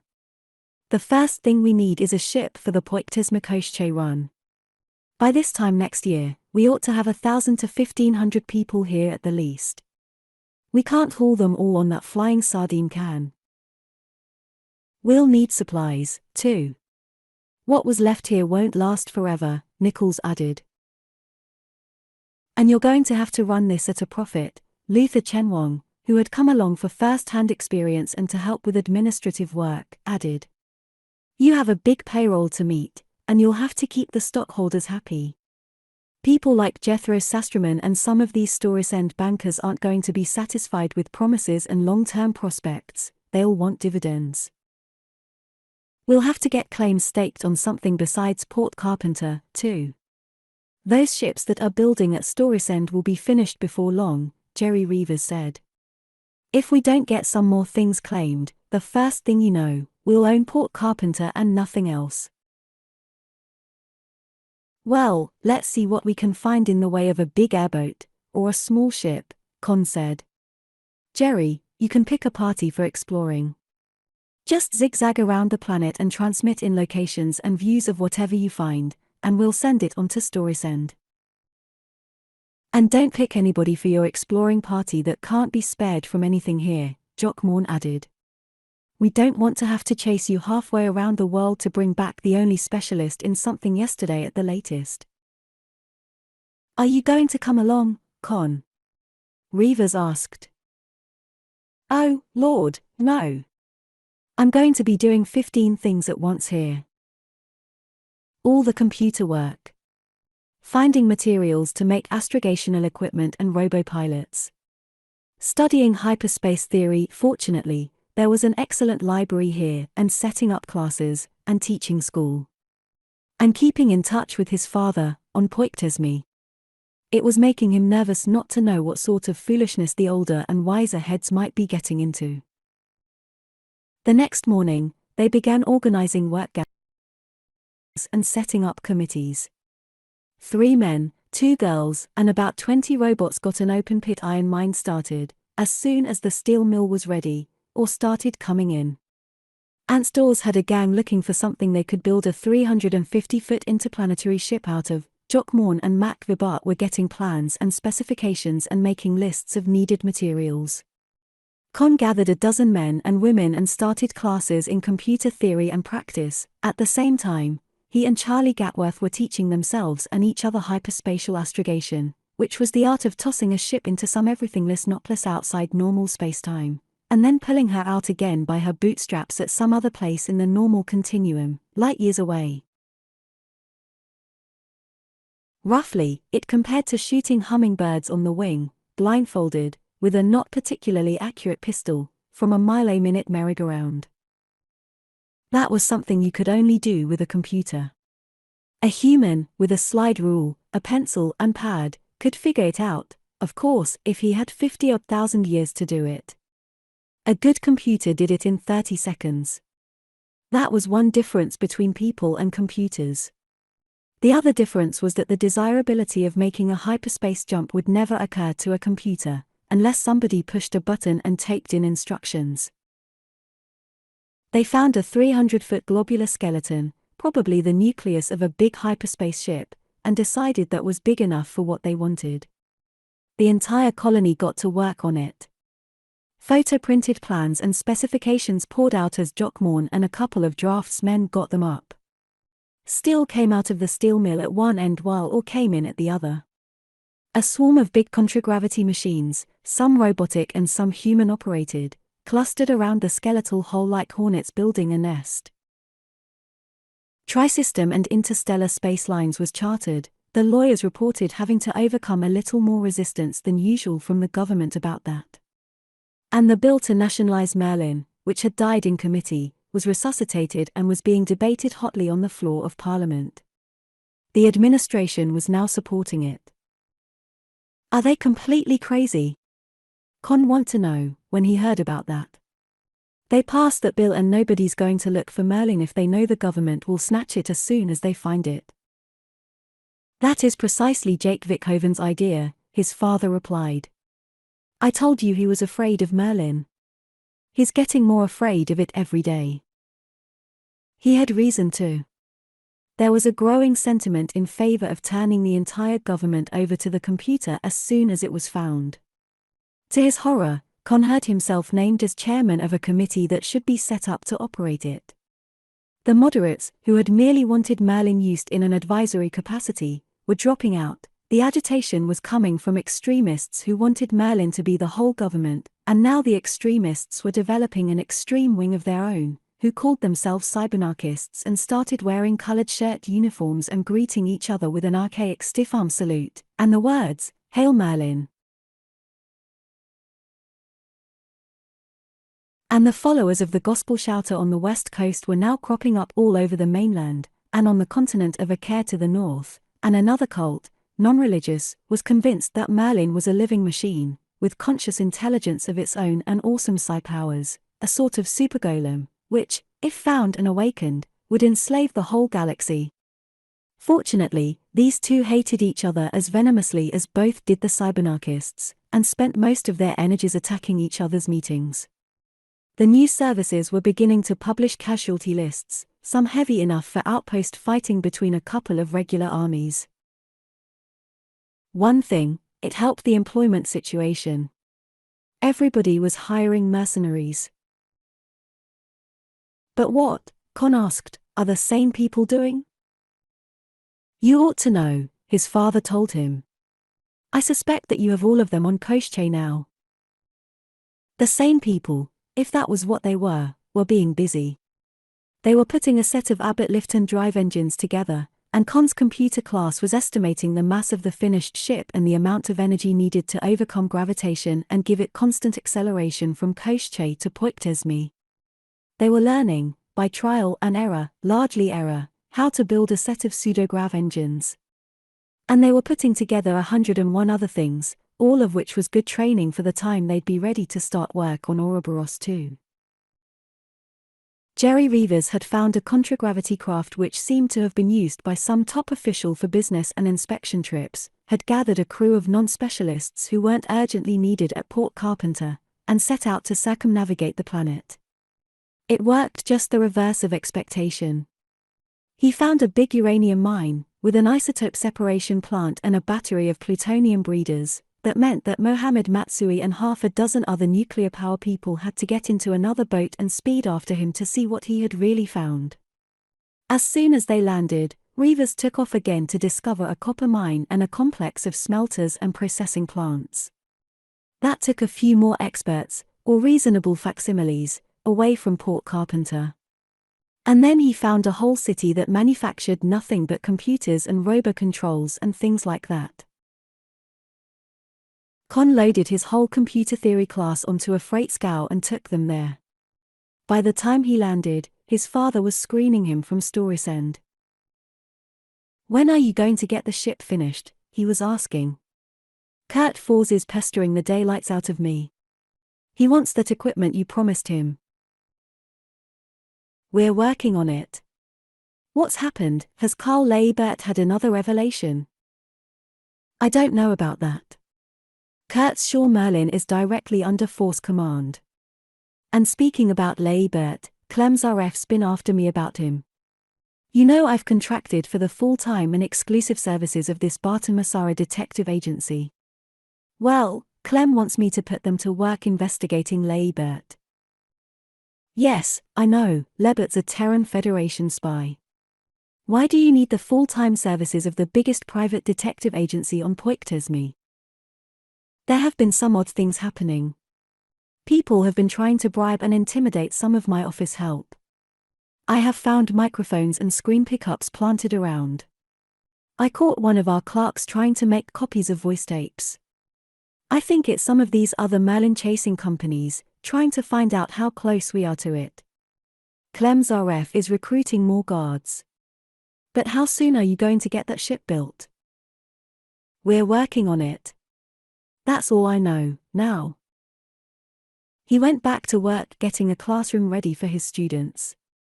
If he'd accepted that instructorship at Montevideo, he wouldn't be a full professor now, but none of the rest of this would be happening, either. That night, he had the dream about starting the big machine and not being able to stop it again. There was street fighting in Storisend between the cybernarchists and government troops. There was a pitched battle in the west between the Armageddonists, Merlin is Satan, and the Human Supremacy League, Merlin is the Golem, with heavy losses and claims of victory on both sides. President Vikhoven proclaimed planet-wide martial law, and then discovered that he had nothing to enforce it with. Luther Chenwang screened him from Port Carpenter. His voice was almost inaudibly low at first. Conn, I just had a call from Jerry and Clyde. I think we can knock off work on that ship we're building now. We won't need it. Have they found a ship? If they had, it would be the first one anybody had found. Where? They haven't found a ship, Conn, they've found all of them. All the ships in the Alpha system except the Harriet Bairn and the two they're building at Storisend. The place is marked on the map as Sickle Mountain Naval Observatory. It's just a bitty little dot, but the map was made before the evacuation started. It's where most of the troops in the system were embarked on hyperships, I think. Wait till I show you the views. Conn put on another screen. The first view was from an altitude of 5 miles. He didn't need Luther's voice to identify Sickle Mountain, a long curve, with a spur at right angles to one end. The name must have suggested itself to whoever saw it first.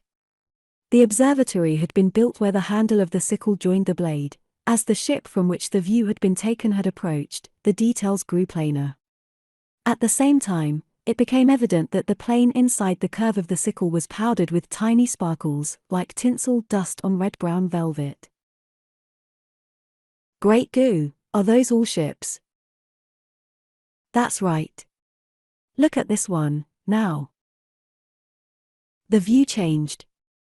The aircraft was down, now, below the crest of the mountain, circling slowly above the plane. Hundreds, no, over 1,000, of them, 2 and 3 and 500 footers, and here and there 1,000-footer that could have been converted into a hypership if anybody had wanted to take the trouble. The view changed again, this time from an aircar drop from the ship. He supposed it was down almost to the tops of the ships, and he could read names and home ports: Pixie, Chloris, Helen Oloe, Anatis. They were from Urugan. Skyrover, Port Saunders, she was from Horvendale. Ships from Storisend, and Yellowmarsh on Janicot, and now we know where they all went. It was logical, of course. Most of the hyperships used in the evacuation had been built here.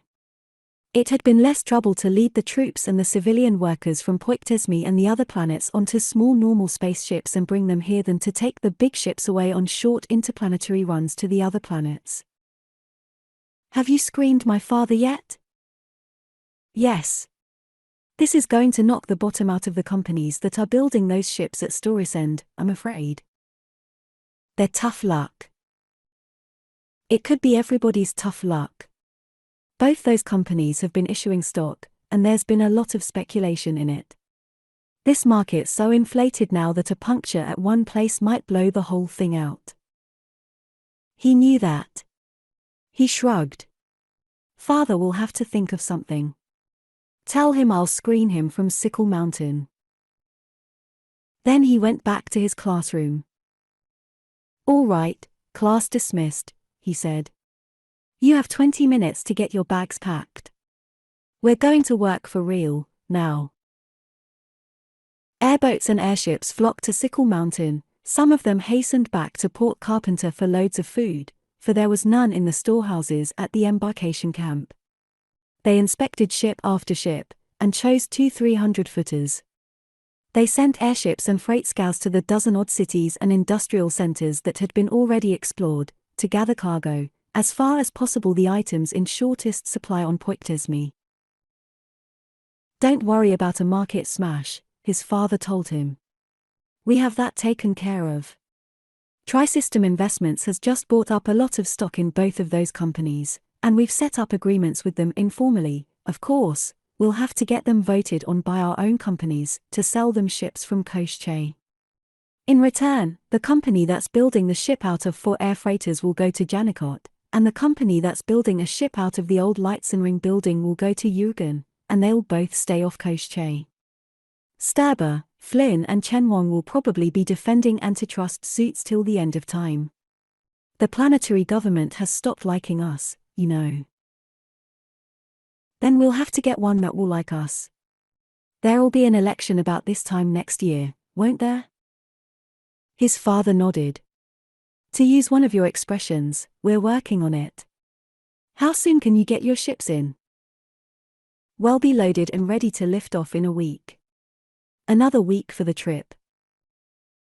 Well, don't forget that equipment you promised Kurt Forsey. We'll have that on. Jerry Reavers is gathering it up now. How are you fixed for arms on Poictesme? Arms? Why, there are some. There was a pretty big force of Space Marines on duty here, and they left everything they couldn't carry in their hands. Why? The Armageddonists and the Cybernarchists and Human Supremacy bought all you had on hand? They're buying, but I wasn't thinking of that. I was thinking that your crews might need something to argue their way off the ships at Storesend with. Things are getting just slightly rugged here, now. Chapter 17. There were no bands or speeches when they came in this time. A lot of contragravity vehicles circled widely around the spaceport, but except for a few news service cars, the police were keeping them back of a 2-mile radius around the landing pits. A couple of gunboats were making tight circles above, and on the dock were more vehicles and a horde of police and guards. When Rodney Maxwell came across the bridge from the dock after they opened the airlocks, he was followed by a dozen Barton Massara private police, as villainous-looking a collection of ruffians as Conn had ever seen. He was wearing a new suit, with a waist-length jacket instead of the long coat he usually wore, and there was a holstered automatic on each hip. In Litchfield, he never carried more than one pistol, and Storesend was supposed to be an orderly place where nobody needed to go armed. More than anything else, that told Conn approximately what had been going on while he had been on Poictesme. Shipguard, his father told Eve Jock Morn. All your crew can come off, they'll take care of things. Get your people in that troop carrier over there. Everybody will stay at Interplanetary Building. None of the hotels are safe, not even the Ritz-Carlton. And be sure everybody's well armed when they come off the ship. Jock Morn nodded. I know the drill, I've been in Port Oberth on Venus and Scorven on Loki. Any law we want, we make for ourselves. That's about it. I'll see you there. Conn, I wish you'd come with me. Somebody here wants to talk to you. He wondered if his mother, or Flora, had come to Storesend. When he asked his father as they crossed onto the dock, there was a brief twinge of pain in Rodney Maxwell's face. No, they're not having anything to do, duck, quick. Then his father was diving under a lifter truck that stood empty on the dock. The private police were scattering for cover, and an autocannon began pom-pomming. Conn took one quick look in the direction in which it was firing, saw an aircar that had broken through the police line and was rushing toward them, and dived under the lifter after his father. As he did, he saw a missile flash out from one of the gunboats like a thrown knife. Then he huddled beside his father and put his arms over his head. He felt the heat and shock of the explosion and, an instant later, heard the roar. When nothing immediately disastrous happened after he had counted 15 seconds, he stuck his head out and looked up. The gunboat was struggling to regain her equilibrium, and the aircar had vanished in a fireball. They both emerged, straightening. His father was brushing himself with his hands and saying something about always having to duck under something when he had a new suit on. Robot control, probably, could have been launched from anywhere in town. Why, no, your mother and Flora aren't speaking to either of us anymore. Pity, of course, but I'm glad they're in Litchfield. It's a little healthier there. They walked to the slim wrecking car and climbed in, pulling the door shut after them. Wade Lucas was waiting for them at the controls. There, you see, he began, as soon as he had the car lifting. What I've been telling you. We'll have to stop this. Conn, meet our new partner. I told him everything you told me, out on the mall, the day you came home. I had to, his father hastened to add. He'd figured most of it out for himself. The only thing to do was admit him to the lodge and give him the oath. I didn't know about General Travis, I didn't even know he was still alive, Lucas said. But the rest of it was pretty obvious, once I stopped jumping to conclusions and did a little thinking. You know, ever since I came here I've been preaching to these people to stop looking for Merlin and do something to help themselves. You're smarter than I am, Conn. Instead of opposing them, you're guiding them. Did you tell Flora? Lucas shook his head. I tried to explain what you're trying to do, but she wouldn't listen. She just told me I'd gotten to be as big a crook as you two. He had the car up to 50,000, putting it into a wide circle around the city. He locked the controls and got out his cigarettes. Rod, we've got to stop this. You were just lucky this time. Some of these days your luck's going to run out. How can we stop? Conn demanded. Tell them the truth. They'd lynch us, and then go on hunting for Merlin. Worse than that, it'd be a smash worse than the one when the war ended. I was only 10 then, but I can remember that very plainly. We can't stop it, and we wouldn't dare stop it if we could. What's been going on here in the last month?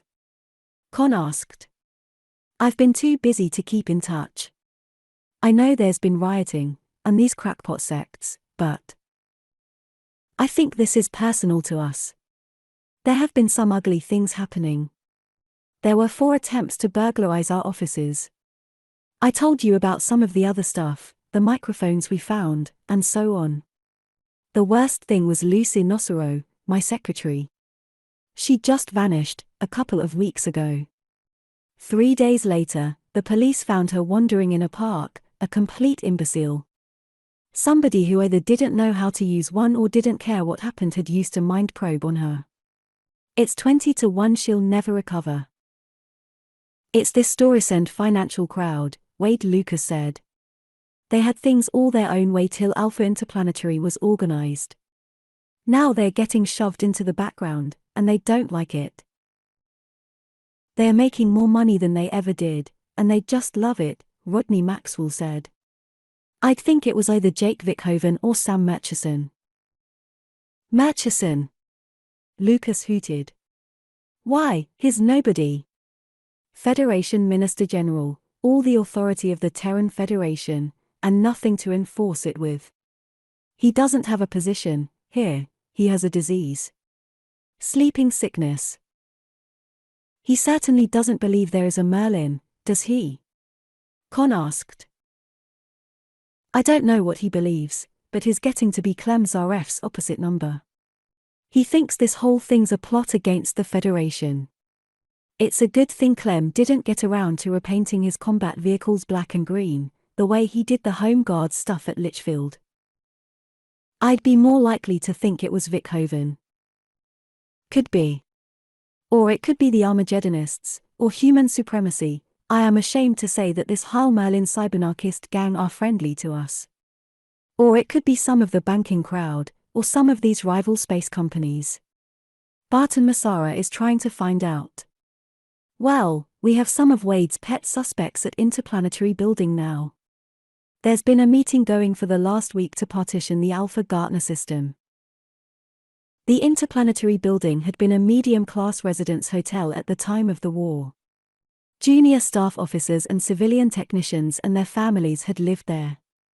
It had been vacant ever since the disastrous outbreak of peace. Now it had a big new fluorolight sign, and housed the offices of all the Maxwell companies.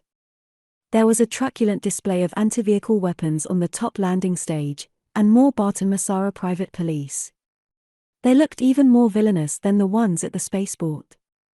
Conn recalled having heard that most of the Blackie Police gang had been discharged for lack of evidence. He wondered how many of them had hired with Barton Massara. The meeting was in a big conference room 6 floors down. It had been going on uninterrupted for days, with all the interested companies' representatives standing watch around the clock. Lester Dawes and Morgan Gatworth and Lorenzo Menards were there for L.E.&S. Transcontinent and Overseas was represented. There were people from Alpha Interplanetary, and bankers, and financiers, and people from the companies building the 2 ships at the spaceport. And J. Fitzwilliam Sturber, the lawyer.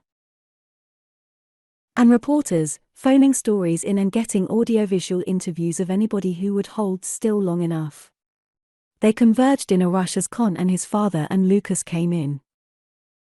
"No statement, gentlemen," Rodney Maxwell shouted, above the babble of their questions. "When we have anything to release, it will be released to all of you." Jockmorn and Nichols had already arrived. Lucas went to them and began talking about stevedores and lifters to get off the cargoes from the ships. Conn hastened to join them. "The scanning and mining equipment aboard the Helen Oloe," he said. "That shouldn't be unloaded here. We'll take the ship out to Force Command and unload it there."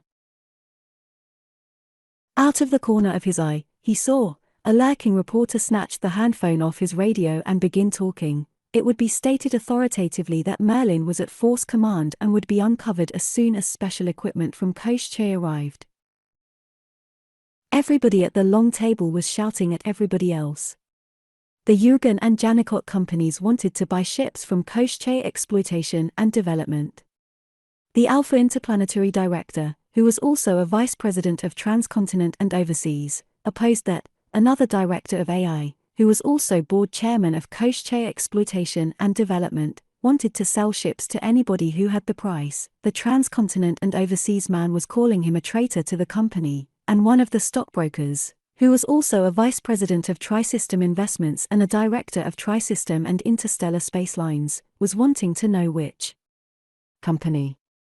And a banker who was stockholder in all the companies was shouting that they were all a gang of crooks. And J. Fitzwilliam Sturber was declaring that anybody who called him a crook could continue the discussion through seconds. Conn suddenly realized that dueling had never been illegal on Poictesme.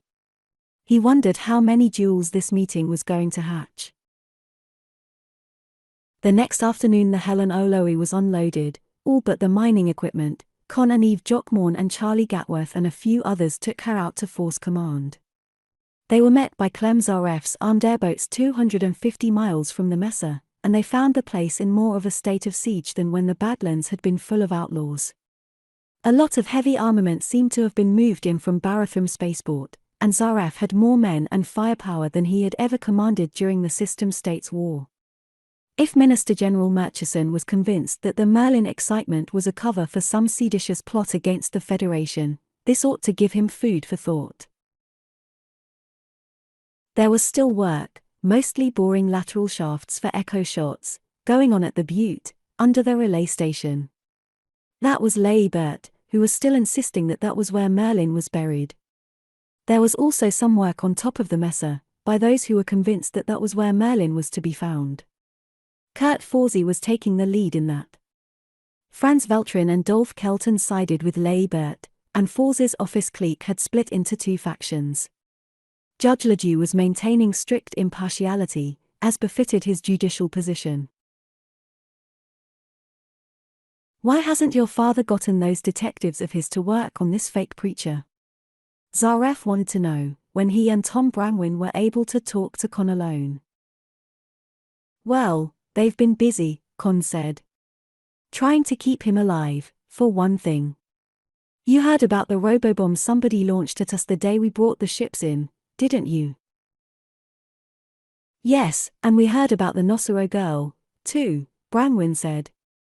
"But hasn't it ever occurred to you or your dad that this fellow that calls himself Leigh Burt might be mixed up with the gang that did that?" "You suspect him, too?" Brangwyn nodded. I took a few audiovisuals of him. When he didn't know it, I sent them to some different law enforcement people over in Morphin, where he says he comes from. They never saw him before, and couldn't find anybody who did. Well, he just doesn't have a police record, then. He says he's a preacher. Preachers don't go off in the woods by themselves to preach, they get up in pulpits, in front of a lot of people. Those towns over in Morphin are small enough for everybody to have known something about him. He's a fake, I tell you. Let me have copies of those audiovisuals, Tom. I'll see what can be found out about him. I'm beginning to wonder about him myself. I'm sure I've seen him, somewhere. When he got back to Storysend, he found that the marathon conference on the 6th floor down at the Interplanetary building had finally come to an end. Everybody seemed satisfied, and apparently nobody was going to have pistols and coffee with anybody else about it. We have things fixed up, his father told him. The gang who are building the ship out of 4 air freighters are chartered as Janicotte Industries, Limited. They're going to specialize in chemical products. The other company has a charter now, too. They're going to operate on Eugen and Horvendale. We'll sell them ships, and Alpha Interplanetary will put on scheduled trips to all 3 planets and also Poictesme. We're getting along very nicely with them, except that everybody's competing for technicians and skilled labor. We have 200 more people signed up for Poictesme. What you want to do is train as many of them as you can for ship operation. Alpha Interplanetary is going to start a training program here at Storysend. You'd better leave one of your ships for them to work on, and send back as many ships as you can find officers and crews for. We're getting things really started. Yes. The only trouble is. His father frowned. I don't understand these people, Conn. Everybody ought to be making millions out of this by this time next year, but all any of them, even these Storysend bankers, can talk about is how soon we're going to find Merlin. I wish we could stop that, somehow. Listen, I have it. Merlin never was on Poictesme. Merlin was a space station a few thousand miles off-planet. There was a crew of operators aboard, and they communicated with Force Command by radio.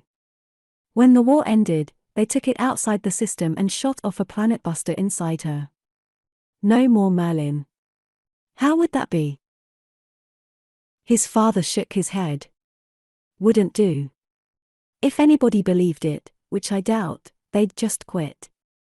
The market would collapse, everybody would be broke, it would just be the end of the war all over again. Conn, we can't let it stop now.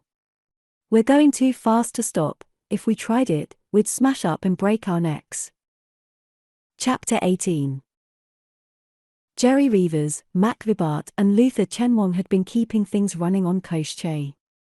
Work on the interplanetary ship at Port Carpenter had stopped when the Sickle Mountain ships had been found. It had never been resumed. When Conn returned, he found work started on the Ouroboros too. Some of the 200 newcomers who came in on the Helen O'Lowe had special skills needed on the hypership. Most of them went with Clyde Nichols and Charlie Gatworth to Sickle Mountain to train as normal space officers and crewmen. Some of them, it was hoped, would later qualify for hyperspace work. Sylvie, who had been one of the star pupils in the computer class, was now helping him with the long lists of needed materials, some of which had to be brought from other places as much as 1,000 miles away. Jerry Reavers went back to exploring. Nichols had to drop his space training work temporarily to organize a fleet of air freighters. Usually, the men best able to operate them were urgently needed on some job at the construction dock. Ships lifted out almost daily from Sickle Mountain. They tried to get some kind of saleable cargo for each one, without depriving themselves of what they needed for themselves. Some of the ships came back loaded with provisions and bringing new recruits. For instance, the teaching of physics and mathematics almost stopped at Storysend College because the professors had been virtually shanghaied. Conn found himself losing touch with affairs on Poictesme. Ships had landed on both Janicotte and Horvendale and were sending back claims to abandoned factories. By that time they had all the decks into the Ouroboros too, and he was working aboard, getting the astrogational and hyperspace instruments put in place. The hypership Andromeda was back from the Gamma system. There was close secrecy about what the expedition had found, but the newscasts were full of conjectures about Merlin, and the market went into another dizzy upward spiral. Litchfield Exploration and Salvage opened a huge munitions depot, and combat equipment, once almost unsaleable, was selling as fast as it came out. The government was buying some, but by no means all of it. "Conn, can you come back here to Poictesme for a while?" his father asked. "Things have turned serious. I don't like to talk about it by screen, too many people know our scrambler combinations. But I wish you were here." He started to object. There were millions, well, a couple of hundred, things he had to attend to. The look on his father's face stopped him. "Ship leaving Sickle Mountain tomorrow morning," he said. "I'll be aboard." The voyage back to Poictesme was a needed rest. He felt refreshed when he got off at Storesend Spaceport and was met by his father and Wade Lucas in one of the slim Recon cars. They greeted him briefly and took the car up and away from the city, where it was safe to talk. "Conn, I'm scared," his father said. "I'm beginning to think there really is a Merlin, after all." "Oh, come off it. I know it's contagious, but I thought you'd been vaccinated." "I'm beginning to think so, too," Lucas said. "I don't like it at all. You know what that gang who took the Andromeda to Panurge found? They were looking for the plant that fabricated the elements for Merlin, weren't they?" "Yes. They found it. My Bata Masara operatives got to some of the crew. This place had been turning out material for a computer of absolutely unconventional design. The two computer men they had with them couldn't make head or tail of half of it. And every blueprint, every diagram, every scrap of writing or recording, had been destroyed. But they found one thing, a big empty fiber folder that had fallen under something and been overlooked. It was marked, Top Secret. Project Merlin. Project Merlin could have been anything, Conn started to say. No. Project Merlin was something they made computer parts for. Dolph Kelton's research crew, at the library here, came across some references to Project Merlin, too. For instance, there was a routine division court-martial, a couple of second lieutenants, on a very trivial charge. Force Command ordered the court-martial stopped, and the two officers simply dropped out of the Third Force records. It was stated that they were engaged in work connected with Project Merlin. That's an example. There were half a dozen things like that. "Tell him what Kurt Forsey and his crew found," Wade Lucas said. "Yes. They have a 50-foot shaft down from the top of the mesa almost to the top of the underground headquarters. They found something on top of the headquarters, a disc-shaped mass, 50 feet thick and 100 across, armored in collapsium. It's directly over what used to be Fox Travis's office. That's not a tenth big enough for anything that could even resemble Merlin. Well, it's something. I was out there day before yesterday. They're down to the collapsium on top of this thing. I rode down the shaft in a jeep and looked at it. Look, Conn, we don't know what this Project Merlin was. All this lore about Merlin that's grown up since the war is pure supposition.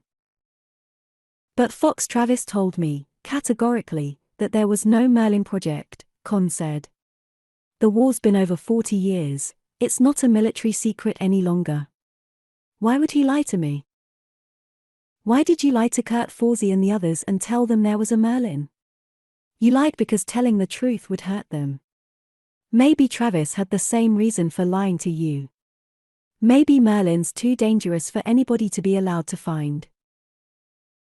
Great goo, are you beginning to think Merlin is the devil, or Frankenstein's monster? It might be something just as bad. Maybe worse. I don't think a man like Fox Travis would lie if he didn't have some overriding moral obligation to. And we know who's been making most of the trouble for us, too," Lucas added. "Yes," Rodney Maxwell said, we do. And sometime I'm going to invite Clem Zaref to kick my pants seat. Sam Murchison, the Terran Federation Minister General. How'd you get that? Bart and Massara got some of it. They have an operative planted in Murchison's office. And some of our banking friends got the rest. This Human Supremacy League is being financed by somebody. Every so often, their treasurer makes a big deposit at one of the banks here, all Federation currency, big denomination notes. When I asked them to, they started keeping a record of the serial numbers and checking withdrawals. The money was paid out, at the First Planetary Bank, to Mr. Samuel S. Murchison, in person. The Armageddonists are getting money, too, but they're too foxy to put theirs through the banks. I believe they're the ones who mind-probed Lucy Nosoro. Bart and Massara believe, but they can't prove, that human supremacy launched that robobomb at us, that time at the spaceport. Have you done anything with those audiovisuals of Laibert? Gave them to Bart and Massara. They haven't gotten anything, yet. So we have to admit that Clem wasn't crazy after all. What do you want me to do? Go out to Force Command and take charge. We have to assume that there may be a Merlin, we have to assume that it may be dangerous, and we have to assume that Kurt Forsey and his covey of Merlinolators are just before digging it up. Your job is to see that whatever it is doesn't get loose. The trouble was, if he started giving orders around Force Command he'd stop being a brilliant young man and become a half-baked kid, and one word from him and the older and wiser heads would do just what they pleased. He wondered if the pro-Lebet and anti-Lebet factions were still squabbling. Maybe if he went out of his way to antagonize one side, he'd make allies of the other. He took the precaution of screening in. First, Kurt Forsey, with whom he talked, was almost incoherent with excitement. At least, he was reasonably sure that none of Clem Zaref's trigger-happy mercenaries would shoot him down coming in. The well, 50 feet in diameter, went straight down from the top of the mesa. As the headquarters had been buried under loose rubble, they'd had to vitrify the sides going down. He let down into the hole in a jeep, and stood on the collapsium roof of whatever it was they had found. It wasn't the top of the headquarters itself, the microray scannings showed that. It was a drum-shaped superstructure, a sort of underground penthouse. And there they were stopped. You didn't cut collapsium with a cold chisel, or even an atomic torch. He began to see how he was going to be able to take charge here. You haven't found any passage leading into it, he asked, when they were gathered in Forsey's, formerly Fox Travis's, office. Niflheim, no. If we had, we'd be inside now. Tom Brangwyn swore. And we've been all over the ceiling in here, and we can't find anything but vitrified rock and then the collapsium shielding. Sure. There are collapsium cutters, at Port Carpenter, on Koshche. They do it with cosmic rays. But collapsium will stop cosmic rays, Zaref objected. Stop them from penetrating, yes. A collapsium cutter doesn't penetrate, it abrades. Throws out a rotary beam and works like a grinding wheel, or a buzzsaw. Well, could you get one down that hole? Judge Ledoux asked. He laughed. No. The thing is rather too large. In the first place, there's a full-sized power reactor, and a mass-energy converter. With them, you produce negamatter atoms with negatively charged protons and positive electrons, positrons. Then, you have to bring them into contact with normal positive matter. That's done in a chamber the size of a 50-gallon barrel, made of collapsium and weighing about 100 tons. Then you have to have a pseudograv field to impart rotary motion to your cosmic ray beam, and the generator door that would lift 10 ships the size of the Leicester doors. Then you need another 50 to 100 tons of collapsium to shield your cutting head. The cutting head alone weighs 3 tons. The rotary beam that does the cutting, he mentioned as an afterthought, is about the size of a silver 5-centisol piece. Nobody said anything for a few seconds. Carl Leibert stated that divine power would aid them. Nobody paid much attention. Lebet's stock seemed to have gone bearish since he had found nothing in the butte and Forzy had found that whatever it was on top of Force Command. Means we're going to dig the whole blasted top off, clear down to where that thing is, Zaref said. That'll take a year. Oh, no. Maybe a couple of weeks, after we get started, Conn told them. It'll take longer to get the stuff loaded on a ship and hauled here than it will to get that thing uncovered and opened. He told them about the machines they used in the iron mines on Poictesme, and as he talked, he stopped worrying about how he was going to take charge here. He had just been unanimously elected indispensable man. Bless you, young man! Carl Laibert cried. At last, the great computer. Those who come after will reckon this the year zero of the age of regeneration. I will go to my chamber and return thanks in prayer. He's been doing a lot of praying lately, Tom Brangwyn remarked, after Laibert had gone out. He's moved into the chaplain's quarters, back of the pan-denominational chapel on the 4th level down. Always keeps his door locked, too. Well, if he wants privacy for his devotions, that's his business. Maybe we could all do with a little prayer, Veltrin said. Probably praying to Sam Murchison by radio, Clem Zaref retorted. I'd like to see inside those rooms of his. He called Yves Jockmorn at Port Carpenter after dinner. When he told Jockmorn what he wanted and why, the engineer remarked that it was a pity screens couldn't be fitted with olfactory sensors, so that he could smell Conn's breath. I am not drunk. I am not crazy. And I am not exercising my sense of humor. I don't know what Forzy and his gang have here, but if it isn't Merlin it's something just as hot. We want at it, soonest, and we'll have to dig a couple of 100 feet of rock off it and open a collapsium can. How are we going to get that stuff on a ship? Anything been done to that normal space job we started since I saw it last? Can you find engines for it? And is there anything about those mining machines or the cutter that would be damaged by space radiation or re-entry heat? Yves Jockmorn was silent for a good deal longer than the interplanetary time lag warranted. Finally he nodded. I get it, Conn. We won't put the things in a ship, we'll build a ship around them. No, that stuff can all be hauled open to space. They use things like that at space stations and on asteroids and all sorts of places.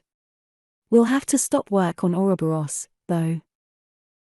Let Ouroboros wait. We are going to dig up Merlin, and then everybody is going to be rich and happy, and live happily forever after. Jockmorn looked at him, silent again for longer than the usual 5.5 minutes.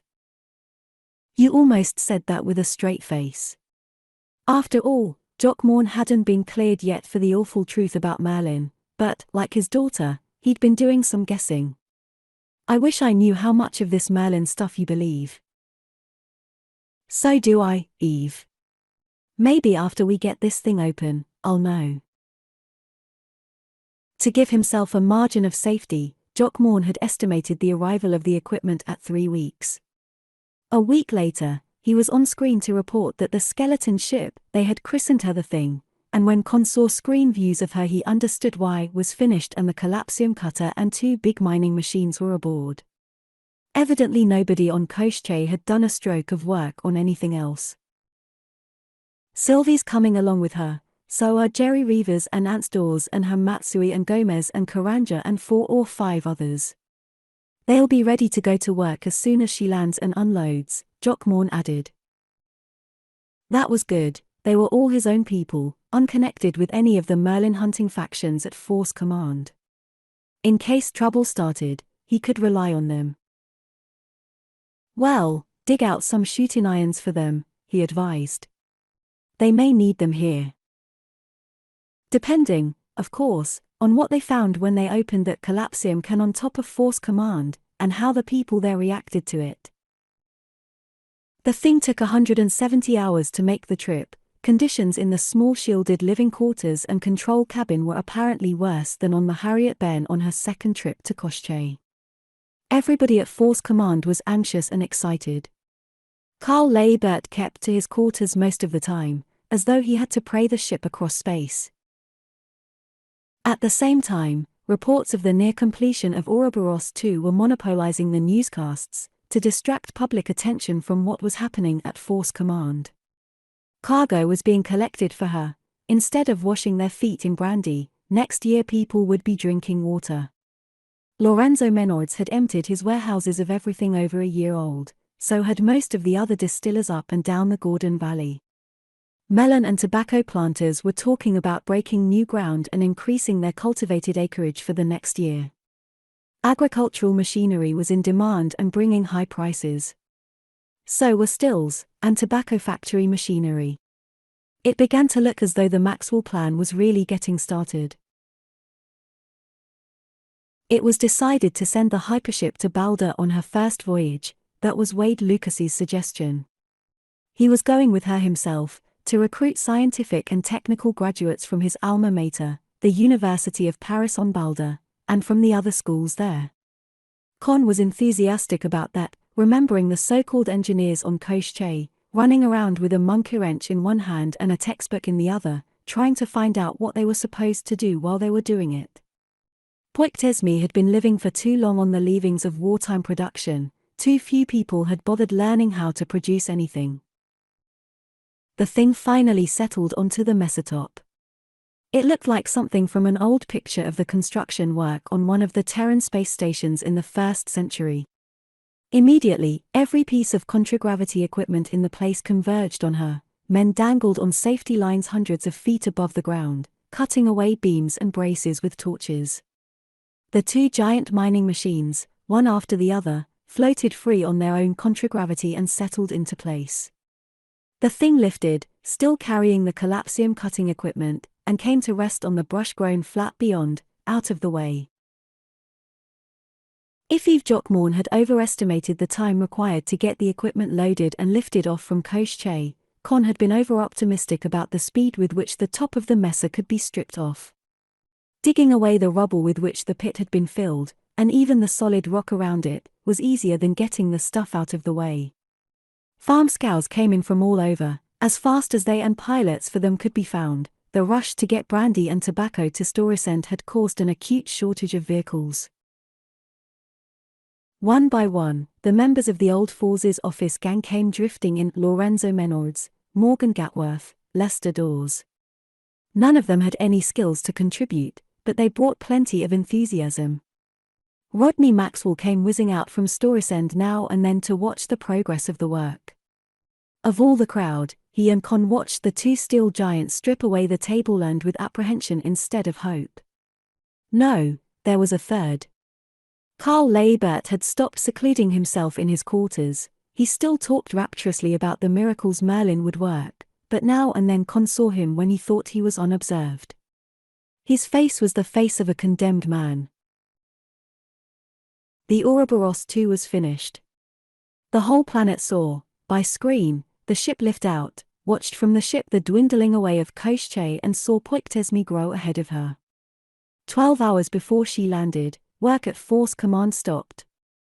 Everybody was going to Storesend: Sylvie, whose father would command her on her voyage to Balder; Morgan Gatworth, whose son would be first officer and astrogator; everybody. Except Carl Leibert. Then I'm not going either, Clem Zaref decided. Somebody's got to stay here and keep an eye on that snake. No, nor me, Tom Brangwyn said. And if he starts praying again, I'm going to go and pray along with him. Conn stayed, too. And so did Jerry Reavers and Ants Dawes. They watched the newscast of the lift-out, a week later.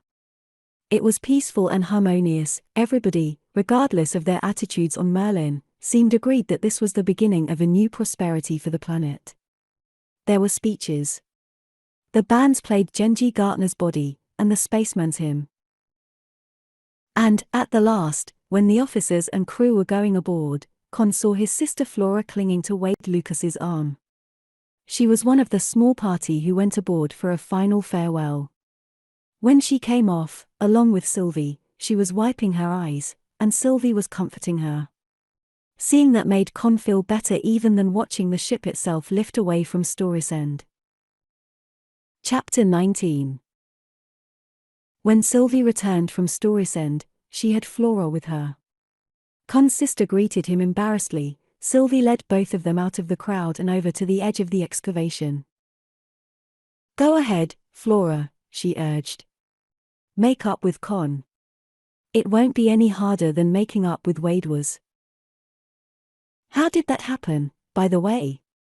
Conn asked. "Your girlfriend," Flora said. "She came to the house and practically forced me into a car and flew me into Storesend, and then made me keep quiet and listen while Wade told me the truth. I wasn't completely sure what the truth was myself till Wade opened up," Sylvie admitted. "I had a pretty good idea, though." "I always hated that Merlin thing," Flora burst out.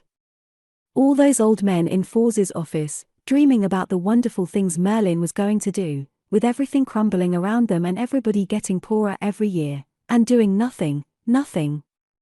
And when you were coming home, I was expecting you to tell them there was no Merlin and to go to work and do something for themselves. But you didn't, and I couldn't see what you were trying to do. And then when Wade joined you and Father, I thought he was either helping you put over some kind of a swindle or else he'd started believing in Merlin himself. I should have seen what you were trying to do from the beginning. At least, from when you talked them into cleaning the town up and fixing the escalators and getting the fountains going again." "So the fountains weren't dusty anymore. How's Mother taking things now?" Flora looked distressed. "She goes around wringing her hands. Honestly, I never saw anybody doing that outside a soap opera. Half the time she thinks you and Father are a pair of unprincipled scoundrels, and the other half she thinks you're going to let Merlin destroy the world. I'm beginning to be afraid of something like that myself." "Huh? But Merlin's just a big fake, isn't it? You're using it to make these people do something they wouldn't do for themselves, aren't you?" "It started that way. What do you think all this is about?" he asked, gesturing toward the excavation and the two giant mining machines digging and blasting and pounding away at the rock. "Well, to keep Kurt Forzi and that crowd happy, I suppose. It seems like an awful waste of time, though." "I'm afraid it isn't. I'm afraid Merlin, or something just as bad, is down there. That's why I'm here, instead of on Poictesme. I want to keep people like Forzi from doing anything foolish with it when they find it." "But there can't be a Merlin." "I'm afraid there is. Not the sort of a Merlin Forzi expects to find, that thing's too small for that. But there's something down there." The question of size bothered him. That drum-shaped superstructure couldn't even hold the personnel record machine they had found here, or the computers at the Storesend Stock Exchange. It could have been an intelligence evaluator, or an enemy intentions predictor, but it seemed small even for that. It would be something like a computer, that was as far as he was able to go. And it could be something completely outside the reach of his imagination. At the back of his mind, the suspicion grew that Carl Leibert knew exactly what it was. And he became more and more convinced that he had seen the self-styled preacher before.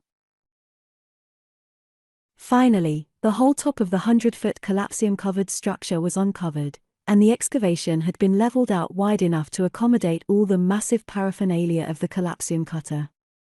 They put the thing onto contragravity again, and brought her down in place. The work of lifting off the reactor and the converter and the rest of it, piece by piece, began. Finally, everything was set up. 12 of them were gathered in the room that had become their meeting place, after dinner. They were all too tired to start the cutting that night, and at the same time excited and anxious. They talked in disconnected snatches, and then somebody put on one of the telecast screens. A music program was just ending. There was a brief silence, and then a commentator appeared, identifying his news service. He spoke rapidly and breathlessly, his professional gravity cracking all over. "The hypership City of Asgard, from Aten, has just come into telecast range," he began.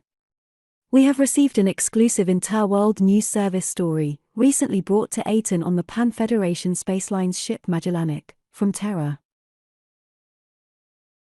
News of revived interest in the third force computer, Merlin, having reached Terra by way of Odin. Representatives of Interworld News, to which this service subscribes, interviewed retired Force General Fox Travis, now living, at the advanced age of 114, on Luna.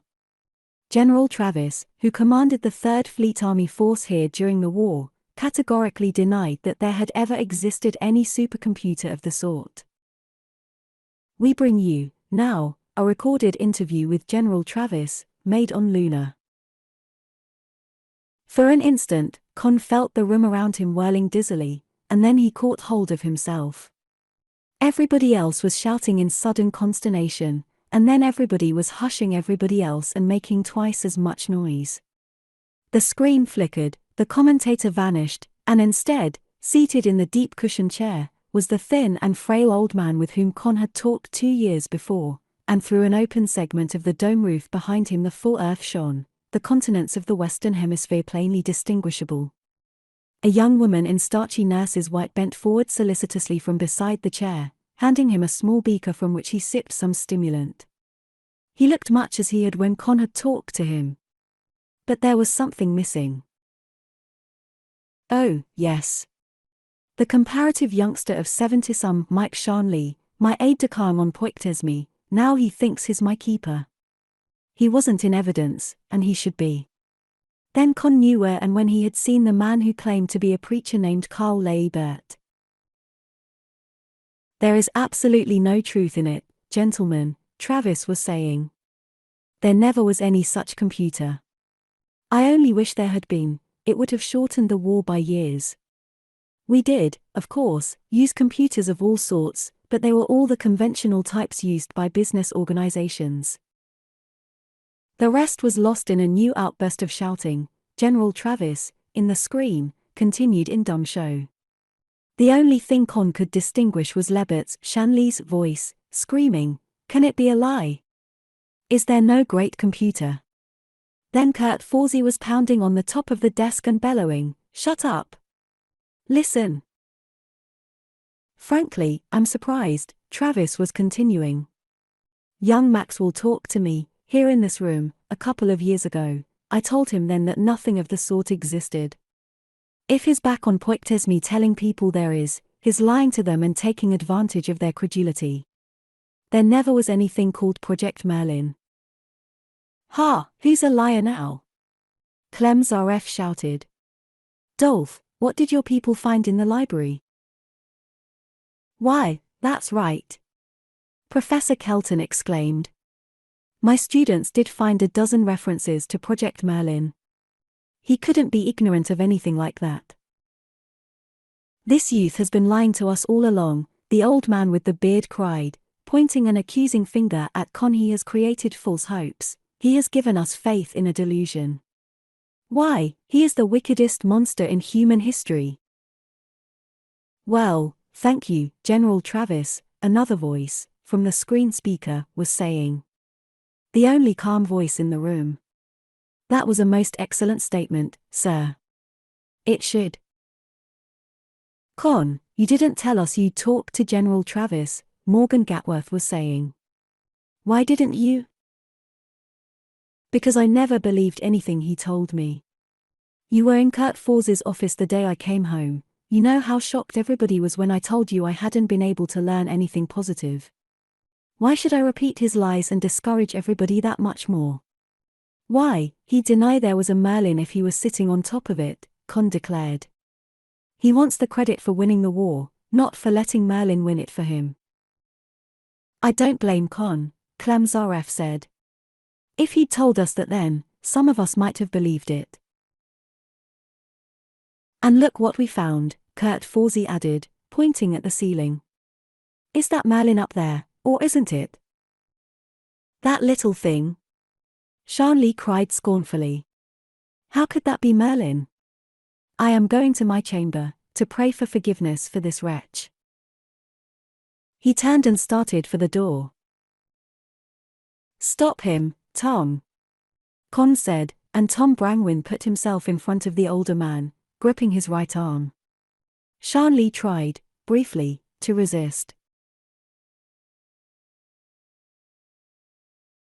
"Seems to me you lost faith in Merlin awfully quick," the former town marshal of Lichfield said.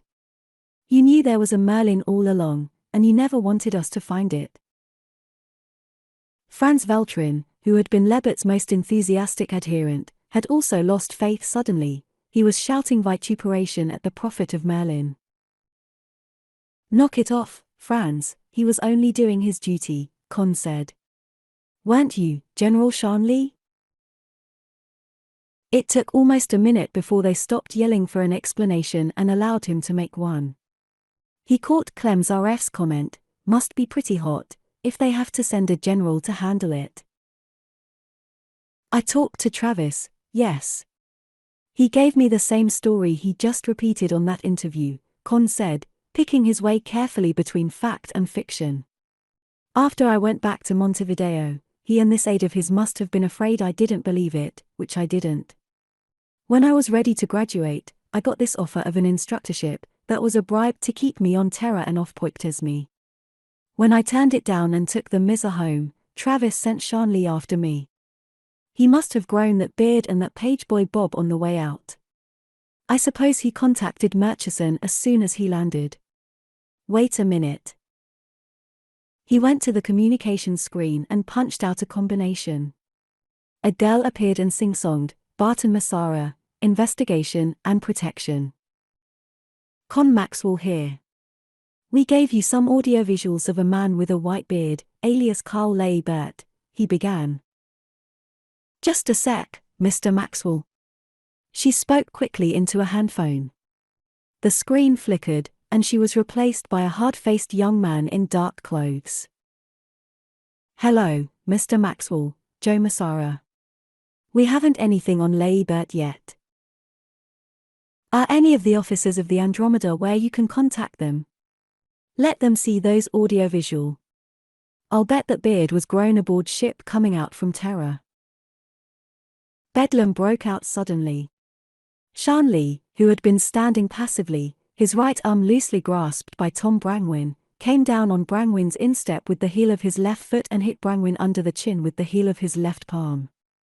Wrenching his arm free, he started for the door. Sylvie Jockmorn snatched a chair and threw it along the floor. It hit the fleeing man's ankles and brought him down. Half a dozen men piled on top of him, and Brangwyn was yelling to them not to choke him to death till he could answer some questions. "Hey, what's going on?" the detective agency man in the screen was asking. "Need help? We'll start a car right away. Everything's under control, thank you." Massara hesitated for a moment. "What's the dope on this statement that was on telecast a few minutes ago?" he asked. "Travis doesn't want us to find Merlin. What you just heard was one of his people, planted here at Force Command. We're going to question him when we have time. But there isn't a word of truth in that statement you just heard on the Herald Guardian newscast. Merlin exists, and we've found it. We'll have it opened inside of 30 hours at most." That was the line he was going to take with everybody. As soon as he had Massara off the screen, he was punching the combination of his father's private screen at Interplanetary Building. It took 5 interminable minutes before Rodney Maxwell came on. He could hear Clem's RF shouting orders into one of the inside communication screens, "General turnout, everything on combat ready, guards to come at once to the office." "How close are you to digging that thing out?" his father asked as soon as he appeared. "We're down to it, we can start cutting the collapsium any time now." "Start cutting it 10 minutes ago, his father told him. "And don't leave Force Command till you have it open." "How many men and vehicles does Clem have for defense?" "You'll need all of them in a couple of hours. Everybody here is stunned, now, they'll come out of it inside an hour, and they'll come out fighting. You'd better come out here." He turned, saw Jerry Reavers helping hold Shanley in a chair, and shouted to him, "Jerry, turn out the workmen. Start cutting the can open right away. He turned back to his father. Clem's just ordered all his force out. Are you coming here? I can't. In about an hour, everything's going up with a bang. I have to be here to grab a few of the pieces. You'll do a lot of good in jail, or on the end of a rope. Chance I have to take, his father replied. I think I'll have a couple of hours. If anybody from the press calls you, what are you going to tell them? Conn repeated the line he had taken already. His father nodded. All right. I'll call you later. If I can. Just keep things going at your end. A dozen of Clem's RF's men were crowding into the room. This man's under close arrest, the old soldier was telling them. He is very important and very dangerous. Take him out somewhere, search him to the skin, take his clothes away from him and give him a robe. He's to be watched every second, make sure he hasn't poison or other suicide means. He's to be questioned later. As soon as Rodney Maxwell was off the screen, there was a call signal. It was one of the news services, wanting a statement. I'll take it, Gatworth said, and then began talking. This statement of General Travis's is completely false. There is a Merlin, and we've found it. They found something that might be good enough Merlin for the next 30 hours. That superstructure was just big enough for the manually operated parts of a computer like Merlin, the input and output, and the programming machines. Chapter 20. Clem's RF's guardsmen were mercenaries. A little over a year ago they had, at best, been homeless drifters, and not a few had been outlaws. Now they were soldiers, well fed, clothed, quartered and equipped, and well and regularly paid. They had a good thing, they were willing to fight to keep it, Merlin or no Merlin. Conn left them to their commander. He did gather the workmen for a short harangue, but that wasn't really necessary. They had a good thing, too, and most of them realized that they were working toward a better thing. They could be depended upon, too. They came crowding out and manned lifters, they got the heavy collapsium cutter maneuvered into place and the shielding down around the cutting head. After that, there were only 4 men who could work, each in his own heavily shielded cabin. In spite of the shielding that covered the actual work, there was an awesome display of multicolored light. It was like being in the middle of an aurora borealis. What was going on where that tiny rotating beam of cosmic rays was grinding at the collapsium simply couldn't have been imagined. Conn would have liked to stay outside, he could not. Too many things were happening in too many places, and it was all coming in by screen. Rioting had broken out in Storisend and in a dozen other places. He saw, on a new screen, a mob raging in front of the executive palace. Yellow-shirted cybernarchists were battling with city police and planetary troops, Armageddonists and human supremacy leaguers were fighting both and one another. Above all the confused noise of shouting and shooting, an amplifier was braying, "It's a lie! It's a lie! Merlin has been found!" Newsmen began arriving. Zaref's men had orders to pass them through the cordon that had been put up around Force Command, and they took up his time. It was worth it, though. They could tell him what was going on. J. Fitzwilliam Sturber called. Rodney Maxwell had been arrested, on a farrago of fraud charges. I don't know who is supposed to have defrauded, the planetary government is the sole complainant, and bail was being illegally denied. Sturber's loyally soul was outraged, but he was grimly elated. You wait till things quiet down a little. We're going to start a false arrest suit. If you're alive to. Apparently Sturber hadn't thought of that. What do you think's going to happen when the stock exchange opens? It's going to be bad. But don't worry, your father must have foreseen something like this. He gave me instructions, and instructed a few more people. He named some of the Tri-System Investments people and some of the bankers. We're going to try to brace the market as long as we can. Nobody who keeps his head is going to lose anything in the long run. Luther Chenwong called from Port Carpenter, on Poictesme. He and Clyde Nichols and a young mathematics professor named Simon McCourt had been running the colony, in Conn's absence and since Eve Jockmorn had gone to space in the Vol.2. Well, they caught up with you, he said. Evidently he had figured out what the search for Merlin was all about, too. What do we do about it? Well, we are just before finding Merlin, here. I hope we find it before things get too bad. He told Luther the situation of the moment. Have you people started on another hypership yet? We're getting organized too. I don't suppose it's advisable to send any more ships into Storisend for a while. And are you sure this thing you've found is Merlin? I don't know what it is. It's only big enough for the apparatus they'd need to operate a thing like Merlin. Yes, Luther. I am sure we have found Merlin. Chenwong looked at him curiously. I hope so. I can't think of anything else that can stop this business. Tom Brangwyn was in the room when he turned from the screen. We searched Lebert's, Shanley's rooms, he said. We found a bomb. What kind of a bomb? Vest pocket thermonuclear. He seems to have gotten the fissionables by taking apart a couple of light tactical missiles. The whole thing's packed inside a 100-pound power cartridge case. It was in a traveling bag under his bed. And you know how it was to be fired?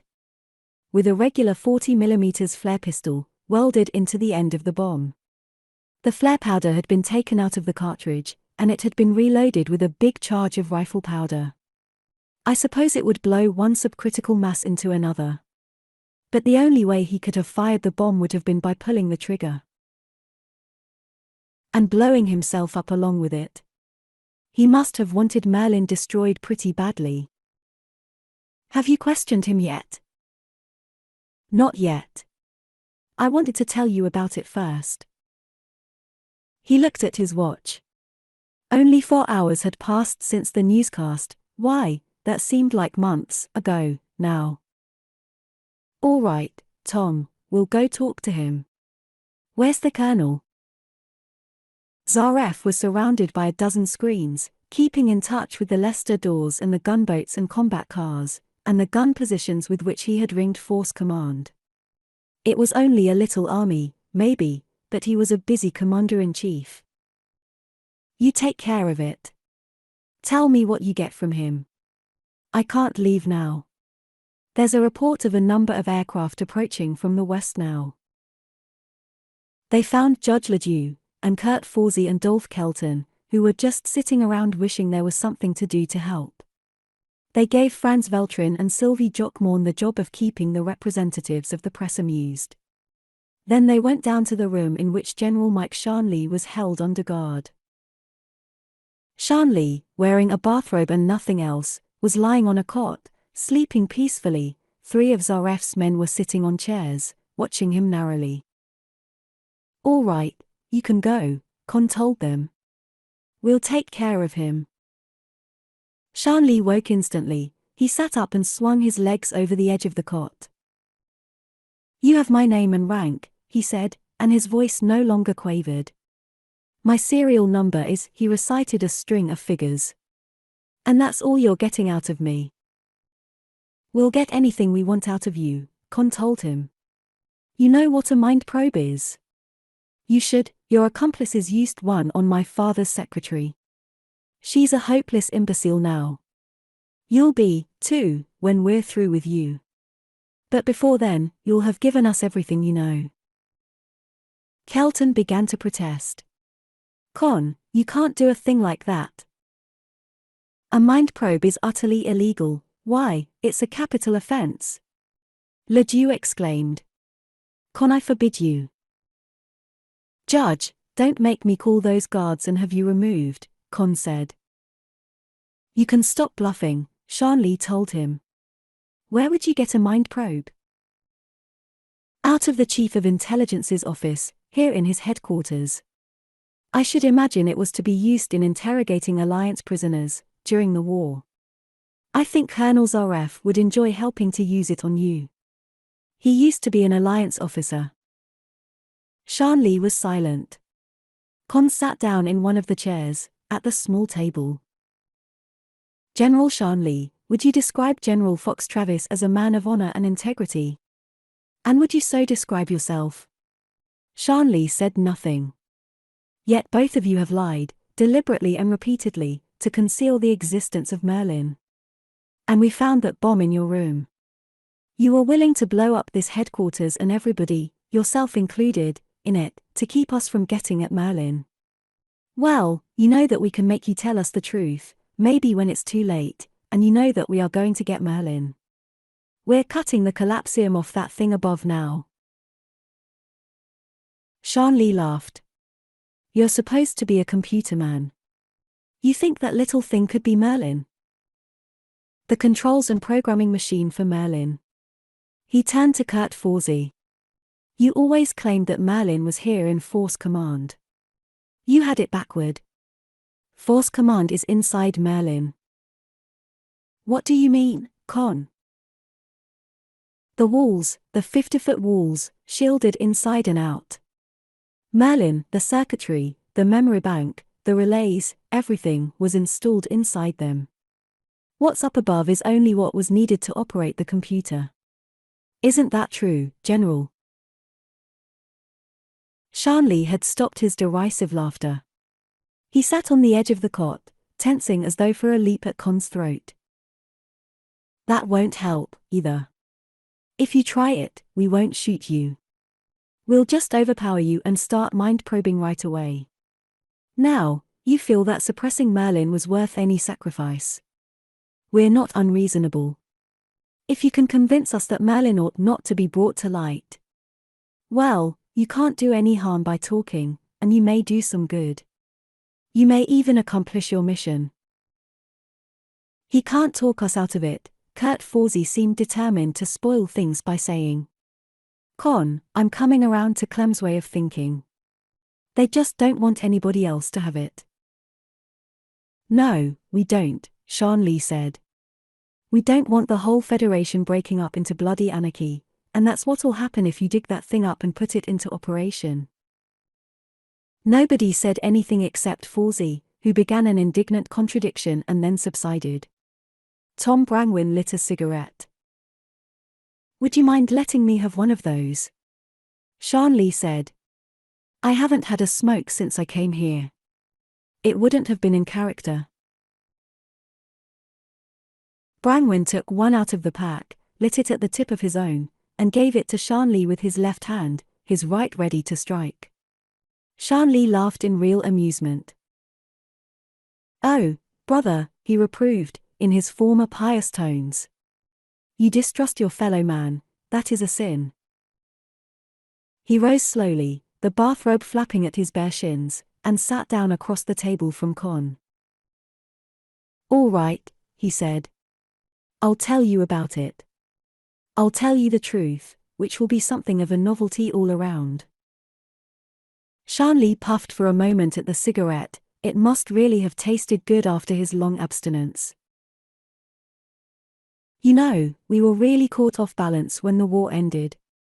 It even caught Merlin short, information lag, of course. The whole alliance caved in all at once. Well, we fed Merlin all the data available, and analyzed the situation. Then we did something we really weren't called upon to do, because that was policy planning and wasn't our province, but we were going to move an occupation army into system states planets, and we didn't want to do anything that would embarrass the Federation government later. We fed Merlin every scrap of available information on political and economic conditions everywhere in the Federation, and set up a long-term computation of the general effects of the war. The extrapolation was supposed to run 500 years in the future. It didn't. It stopped, at a point a trifle over 200 years from now, with a statement that no computation could be made further because at that point the Terran Federation would no longer exist. The others, who had taken chairs facing him, looked at him blankly. No more Federation? Judge Ledoux asked incredulously. Why, the Federation, the Federation? The Federation would last forever. Anybody knew that. There just couldn't be no more Federation. That's right, Shanley said. We had trouble believing it, too. Remember, we were Federation officers. The Federation was our religion. Just like patriotism used to be, back in the days of nationalism. We checked for error. We made detail analyses. We ran it all over again. It was no use. In 200 years, there won't be any Terran Federation. The government will collapse, slowly. The space navy will disintegrate. Planets and systems will lose touch with Terra and with one another. You know what it was like here, just before the war? It will be like that on every planet, even on Terra. Just a slow crumbling, till everything is gone, then every planet will start sliding back, in isolation, into barbarism. Merlin predicted that? Kurt Forsey asked, shocked. If Merlin said so, it had to be true. Shanley nodded. So we ran another computation, we added the data of publication of this prognosis. You know, Merlin can't predict what you or I would do under given circumstances, but Merlin can handle large group behavior with absolute accuracy. If we made public Merlin's prognosis, the end would come, not in 2 centuries but in less than 1, and it wouldn't be a slow, peaceful decay, it would be a bomb-type reaction. Rebellions. Overthrow of Federation authority, and then revolt and counter-revolt against planetary authority. Division along sectional or class lines on individual planets. Interplanetary wars, what we fought the Alliance to prevent. Left in ignorance of the future, people would go on trying to make do with what they had. But if they found out that the Federation was doomed, everybody would be trying to snatch what they could, and end by smashing everything. Left in ignorance, there might be a planet here and there that would keep enough of the old civilization to serve, in 5 or so centuries, as a nucleus for a new one. Informed in advance of the doom of the Federation, they would all go down together in the same bloody shambles, and there would be a galactic night of barbarism for no one knows how many thousand years. We don't want anything like that to happen, Tom Brangwyn said, in a frightened voice. Then pull everybody out of here and blow the place up, Merlin along with it, Shanley said. No. We'll not do that. Forsey shouted. I'll shoot the man dead who tries it. Why didn't you people blow Merlin up? Conn asked. We'd built it, we'd worked with it. It was part of us, and we were part of it. We couldn't. Besides, there was a chance that it might survive the Federation. When a new civilization arose, it would be useful. We just sealed it. There were fewer than 100 of us who knew about it. We all took an oath of secrecy. We spent the rest of our lives trying to suppress any mention of Merlin or the Merlin Project. You have no idea how shocked both General Travis and I were when you told us that the story was still current here on Poictesme. And when we found that you'd been getting into the records of the Third Force, I took the next ship I could, a miserable little freighter, and when I landed and found out what was happening, I contacted Murchison and scared the life out of him with stories about a secessionist conspiracy. All this Armageddonist, human supremacy, Merlin is the devil, stuff that's been going on was started by Murchison. And he succeeded in scaring Vickhoven with the cybernarchists, too. This computation on the future of the Federation is still in the backwork file. Conn asked. Shanley nodded. We were criminally reckless, I can see that, now. Let me beg, again, that you destroy the whole thing. We'll have to talk it over among ourselves, Judge Ledoux said. The 5 of us, here, cannot presume to speak for everybody. We will, of course, have to keep you confined. I hope you will understand that we cannot accept your parole. Is there anything you want in the meantime? Conn asked. I would like something to smoke, and some clothes, General Shanley said. And a shave and a haircut. Chapter 21. All through the night, a shifting blaze of many-colored light rose and dimmed the stars above the mesa. They stared in awe, marveling at the energy that was pouring out of the converters into a tiny spot that inched its way around the collapsium shielding. It must have been visible for hundreds of miles. It was, for there was a new flood of rumors circulating in Storesend and repeated and denied by the newscasts, now running continuously. Merlin had been found. Merlin had been blown up by government troops. Merlin was being transported to Storesend to be installed as arbiter of the government. Merlin the monster was destroying the planet. Merlin the devil was unchained. Conn and Kurt Forsey and Dolph Kelton and Judge Ledoux and Tom Brangwyn clustered together, talking in whispers. They had told nobody, yet, of the interview with Shan Li. "You think it would make all that trouble?" Kelton was asking anxiously, hoping that the others would convince him that it wouldn't. "Maybe we had better destroy it," Judge Ledoux faltered. "You see what it's done already, the whole planet's in anarchy. If we let this go on..." "We can't decide anything like that, just the 5 of us," Brangwyn was insisting. "We'll have to get the others together and see what they think. We have no right to make any decision like this for them. They're no more able to make the decision than we are," Conn said. "But we've got to, they have a right to know. If you decide to destroy Merlin, you'll have to decide to kill me first," Kurt Forsey said, his voice deadly calm. "You won't do it while I'm alive." "But, Kurt," Ledoux expostulated. "You know why these people here at Storesend are rioting? It's because they've lost hope, because they're afraid and desperate. The Terran Federation is something everybody feels they have to have, for peace and order and welfare. If people thought it was breaking up, they'd be desperate, too. They'd do the same insane things these people here on this planet are doing." General Shan Li was right. Don't destroy the hope that keeps them sane. "We don't need to do that," Kurt Forsey argued. "We can use Merlin to solve our own problems. We don't need to tell the whole Federation what's going to happen in 200 years. It would get out, it couldn't help getting out," Ledoux said. "Let's not try to decide it ourselves," Conn said. "Let's get Merlin into operation, and run a computation on it." "You mean, ask Merlin to tell us whether it ought to be destroyed or not?" Ledoux asked incredulously. "Let Merlin put itself on trial, and sentence itself to destruction." Merlin is a computer. Computers deal only in facts. Computers are machines, they have no sense of self-preservation. If Merlin ought to be destroyed, Merlin will tell us so. "You willing to leave it up to Merlin, Kurt?" Tom Brangwyn asked. Forsey gulped. "Yes. If Merlin says we ought to, we'll have to do it." Toward noon, a telecast went out from Poictesme, on a dozen different wavelengths.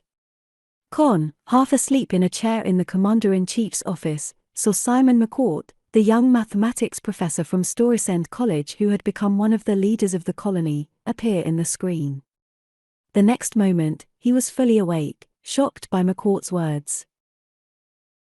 "This is not a threat, this is a solemn, even a prayerful, warning. We do not want to use genocidal weapons of mass destruction against the world of our birth. But whether we do or not rests solely with you. We came here with a dream of a better world, a world of happiness and plenty for all. We have been working, on Poictesme, to build such a world on Poictesme. Now you are smashing that dream.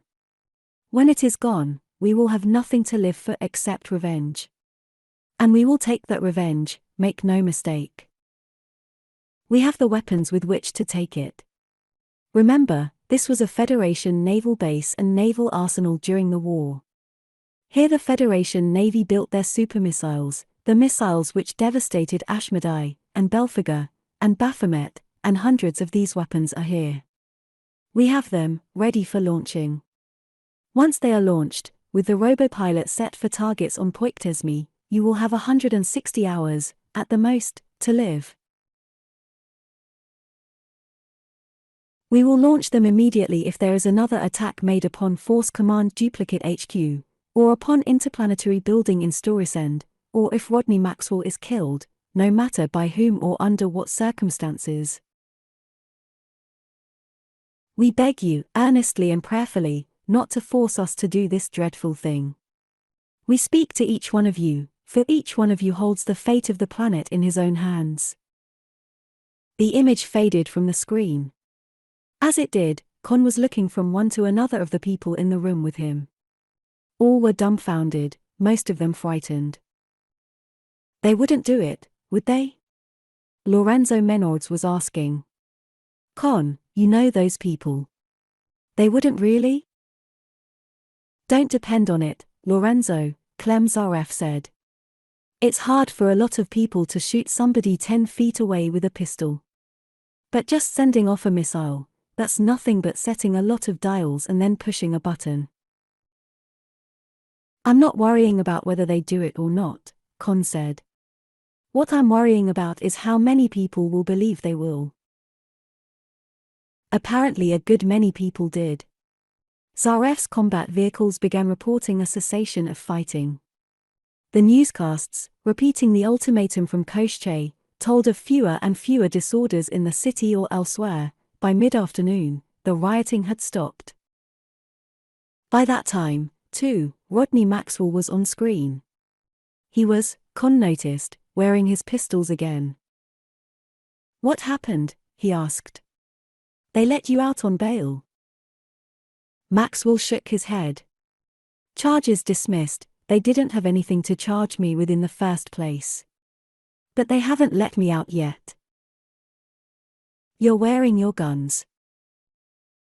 Yes, but they still have me penned up here at the Executive Palace. They're practically keeping me in the safe. I wish our people on Poictesme hadn't mentioned me in their ultimatum. Jake Vickoven's afraid to let me run around loose for fear some lunatic shoots me and starts the Planet Busters coming in. Jake did one good thing, though. He ordered the stock exchange closed, and declared a 5-day bank holiday. By that time, you ought to have Merlin opened and working, and then the market'll be safe. Conn simply replied, I hope so.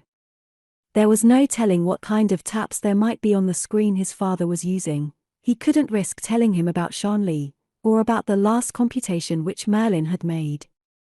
If we send the Leicester doors in, do you think you might talk them into letting you come out here? I can try. Flora arrived at Force Command that afternoon. I would have come sooner, she said, but Mother's had a complete collapse. It happened last evening, she's in the hospital. I was with her until just an hour and a half ago. She's still unconscious. You mean she's in danger? I don't know. They think she's all right, except for the shock. It was the Travis statement that did it. Think I ought to go to her? Flora shook her head. Just keep on with what you're doing here. There isn't anything you can do for her now. The best thing you can do for her, Conn, is prove that you weren't lying about Merlin, Sylvie told him. The Leicester doors didn't make it from Force Command to Storisend and back until after dark, and the green and white and red and orange lights were rising in folds and waves. Rodney Maxwell had heard about his wife's condition. It was the first thing he spoke of when Conn and Flora and Sylvie met him as he got off the ship. There isn't anything we can do, Father, Flora said. They'll call us when there's any change. He said the same thing Sylvie had said. The only thing we can do is get that infernal thing uncovered. Once we do this, everything will be all right. We'll show your mother that it isn't a fake and it isn't anything dangerous. We'll put a stop to all these horror stories about mechanical devils and living machines. Conn drew his father off where the girls couldn't overhear. This is something worse, he said. This is a bomb that could blow up the whole Federation.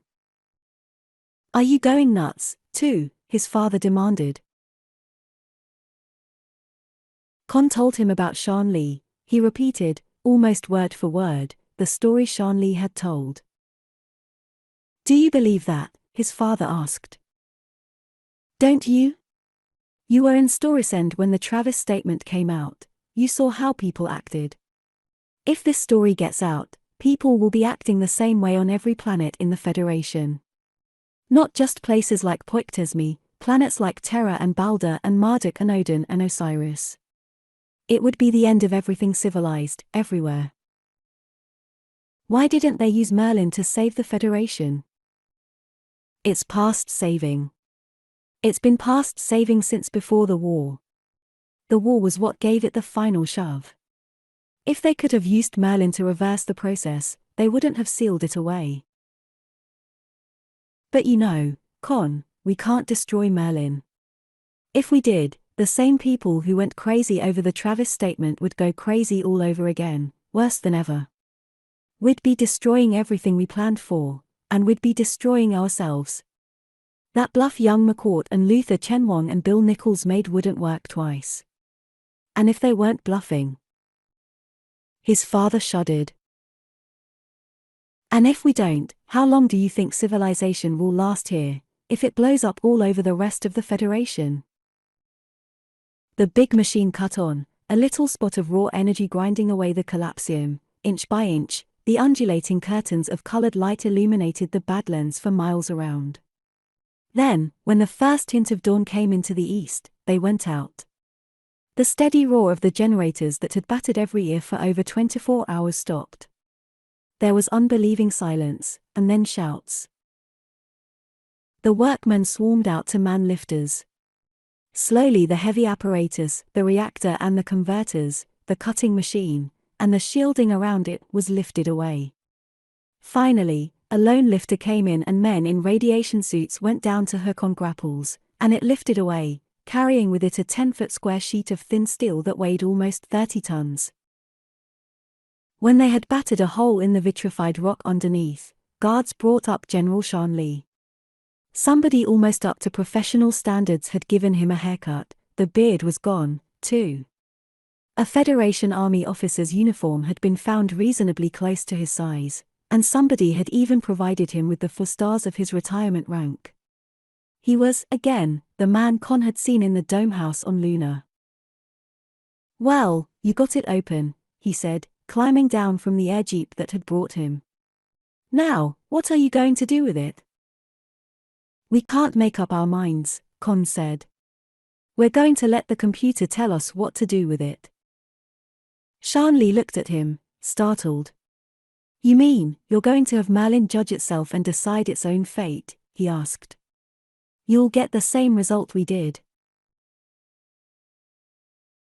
They let a ladder down the hole and descended, Conn and his father, Kurt Forsey, Jerry Reavers, then Shanli and his 2 guards, then others, until a score of them were crowded in the room at the bottom, their flashlights illuminating the circular chamber, revealing ceiling-high metal cabinets, banks of button and dial-studded control panels, big keyboards. It was Shanli who found the lights and put them on. "Powered from the central plant, down below," he said. "The main cables are disguised as the grounding outlet. If this thing had been on when you put on the power, you'd have had an awful lot of power going nowhere, apparently." Rodney Maxwell was disappointed. "I know this stuff looks awfully complex, but I'd have expected there to be more of it." "Oh, I didn't get a chance to tell you about that." "This is only the operating end," Conn said, and then asked Shanli if there were inspection screens. When Shanli indicated them, he began putting them on. "This is the real computer." They all gave the same view, with minor differences: long corridors, 10 feet wide, between solid banks of steel cabinets on either side. Conn explained where they were, and added, "Kurt and the rest of them were sitting here, all this time, wondering where Merlin was. It was all around them." "Well, how did you get up here?" Forsey asked. "We couldn't find anything from below." "No, you couldn't." Shanli was amused. "Watch this." It was so simple that nobody had ever guessed it. Below, back of the Commander-in-Chief's office, there was a closet, 15 feet by 20. They had found it empty except for some bits of discarded office gear, and had used it as a catch-all for everything they wanted out of the way. Shanli went to where 4 thick steel columns rose from floor to ceiling in a rectangle around a heavy-duty lifter, pressing a button on a control box on one of them. The lifter, and the floor under it, rose, with a thick mass of vitrified rock underneath. The closet, full of the junk that had been thrown into it, followed. "That's it," he said. "We just tore out the controls inside that and patched it up a little. There's a sheet of collapsium plate under the floor. Your scanner simply couldn't detect anything from below." Confident that Merlin would decree its own destruction, Shanli gave his parole, the others accepted it. The newsmen were admitted to the circular operating room and encouraged to send out views and descriptions of everything. Then the lift controls were reinstalled, the lid was put back on top, and the only access to the room was through the office below. The entrance to this was always guarded by Zarel's soldiers or Brangwyn's police. There were only a score of them who could be let in on the actual facts. For the most part, they were the same men who had been in Forz's office on the afternoon of Conn's return, a year and a half ago. A few others, Ants Dawes, Jerry Reavers, and 5 computer men Conn had trained on Poictesme, had to be trusted. Conn insisted on letting Sylvie Jockmorn in on the revised awful truth about Merlin. They spent a lot of their time together, in Travis's office, for the most part sunk in dejection. They had finally found Merlin, now they must lose it. They were trying to reconcile themselves and take comfort from the achievement, empty as it was. They could see no way out. If Merlin said that Merlin had to be destroyed, that was it. Merlin was infallible. Conn hated the thought of destroying that machine with his whole being, not because it was an infallible oracle, but because it was the climactic masterpiece of the science he had spent years studying. To destroy it was an even worse sacrilege to him than it was to the Merlinolators. And Rodney Maxwell was thinking of the public effects. What the Travis statement had started would be nothing by comparison. "You know, we can keep the destruction of Merlin a secret," Conn said. "It'll take some work down at the power plant, but we can overload all the circuits and burn everything out at once." He turned to Shanli. "I don't know why you people didn't think of that." Shanli looked at him in surprise. "Why, now that you mention it, neither do I," he admitted. "We just didn't." "Then," Conn continued, "we can tinker up something in the operating room that'll turn out what will look like computation results. As far as anybody outside ourselves will know, Merlin will still be solving everybody's problems. We'll do like any fortune teller, tell the customer what he wants to believe and keep him happy. More lies, lies without end. And now he'd have a machine to do his lying for him, a dummy computer that wouldn't compute anything. And all he'd wanted, to begin with, had been a ship to haul some brandy to where they could get a fair price for it." Peace had returned. At first, it had been a frightened and uneasy peace. The bluff, he hoped that was what it had been by the Poictesme colonists, had shocked everybody into momentary inaction. In the 24 hours that had followed, the forces of sanity and order had gotten control again. Merlin existed and had been found. As for Travis's statement, the old general had been bound by a wartime oath of secrecy to deny Merlin's existence. The majority relaxed, ashamed of their hysterical reaction. As for the cybernarchists and Armageddonists and human supremacy leaguers, government and private police, vastly augmented by volunteers, speedily rounded up the leaders, their followers dispersed, realizing that Merlin was nothing but a lot of dials and buttons, and interestedly watching the broadcast views of it. The banks were still closed, but discreet backdoor withdrawals were permitted to keep business going, so was the stock exchange, but word was going around the brokerage offices that Trisystem Investments was in the market for a long list of securities.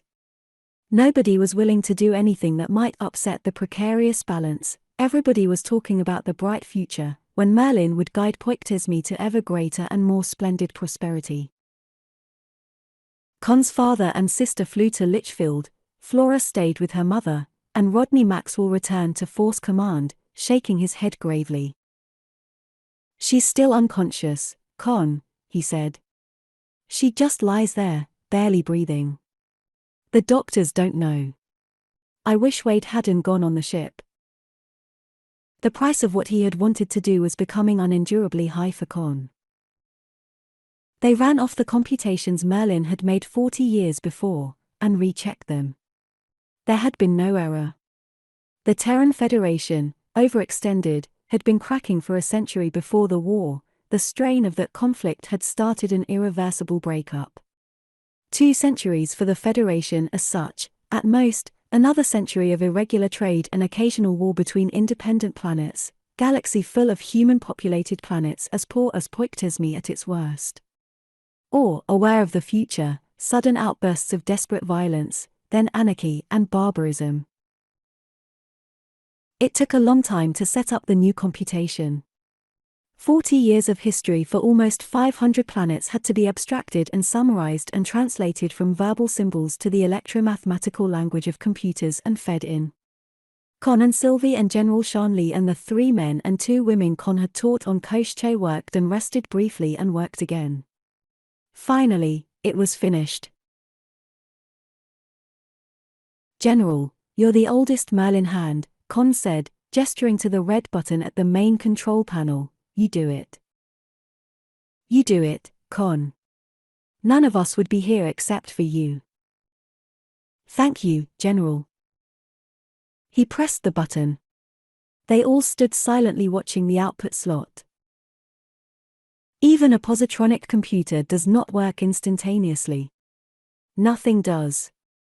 Conn took his eyes from the slot from which the tape would come, and watched the second hand of the clock above it. The wait didn't seem like hours to him, it only seemed like 75 seconds, that way. Then the bell rang, and the tape began coming out. It took another hour and a half of button punching. The braille-like symbols on the tape had to be retranslated, and even Merlin couldn't do that for itself. Merlin didn't think in human terms. It was the same as before. In ignorance, the peoples of the Federation worlds would go on, striving to keep things running until they wore out, and then sinking into apathetic acceptance. Deprived of hope, they would turn to frantic violence and smash everything they most wanted to preserve. Conn pushed another button. The second information request went in. What is the best course to be followed under these conditions by the people of Poictesme? It had taken some time to phrase that in symbols a computer would find comprehensible. The answer, at great length, emerged in 2 minutes 8 seconds. Retranslating it took 5 hours. In the beginning and for the first 10 years, it was, almost item for item, the Maxwell plan. Export trade, specialized in luxury goods. Brandies and wines, tobacco, a long list of other exportable commodities, and optimum markets. Reopening of industrial plants, establishment of new industries. Attainment of economic self-sufficiency. Cultural self-sufficiency, establishment of universities, institutes of technology, research laboratories. Then the Maxwell Plan became the Merlin Plan. The breakup of the Federation was a fact that entered into the computation. Build-up of military strength to resist aggression by other planetary governments. Defense of the Gartner Trisystem. Lists of possible aggressor planets. Revival of interstellar communications and trade, expeditions, conquest and re-education of natives. We can't begin to handle this without Merlin, Conn said. If that means blowing up the Federation, let it blow. We'll start a new one here. No, if there's a general, violent collapse of the Federation, it'll spread to Poictesme, Shanley told him. Let's ask Merlin the big question. Merlin took a good 5 minutes to work that one out. The question had to include a full description of Merlin, and a statement of the information which must be kept secret. The answer was even more lengthy, but it was summed up in the first word, falsification. So Merlin's got to be a liar, too, along with the rest of us. Sylvie cried. Conn, you've corrupted his morals. The rest of it was false data which must be taped in, and lists of corrections which must be made in evaluating any computation into which such data might enter.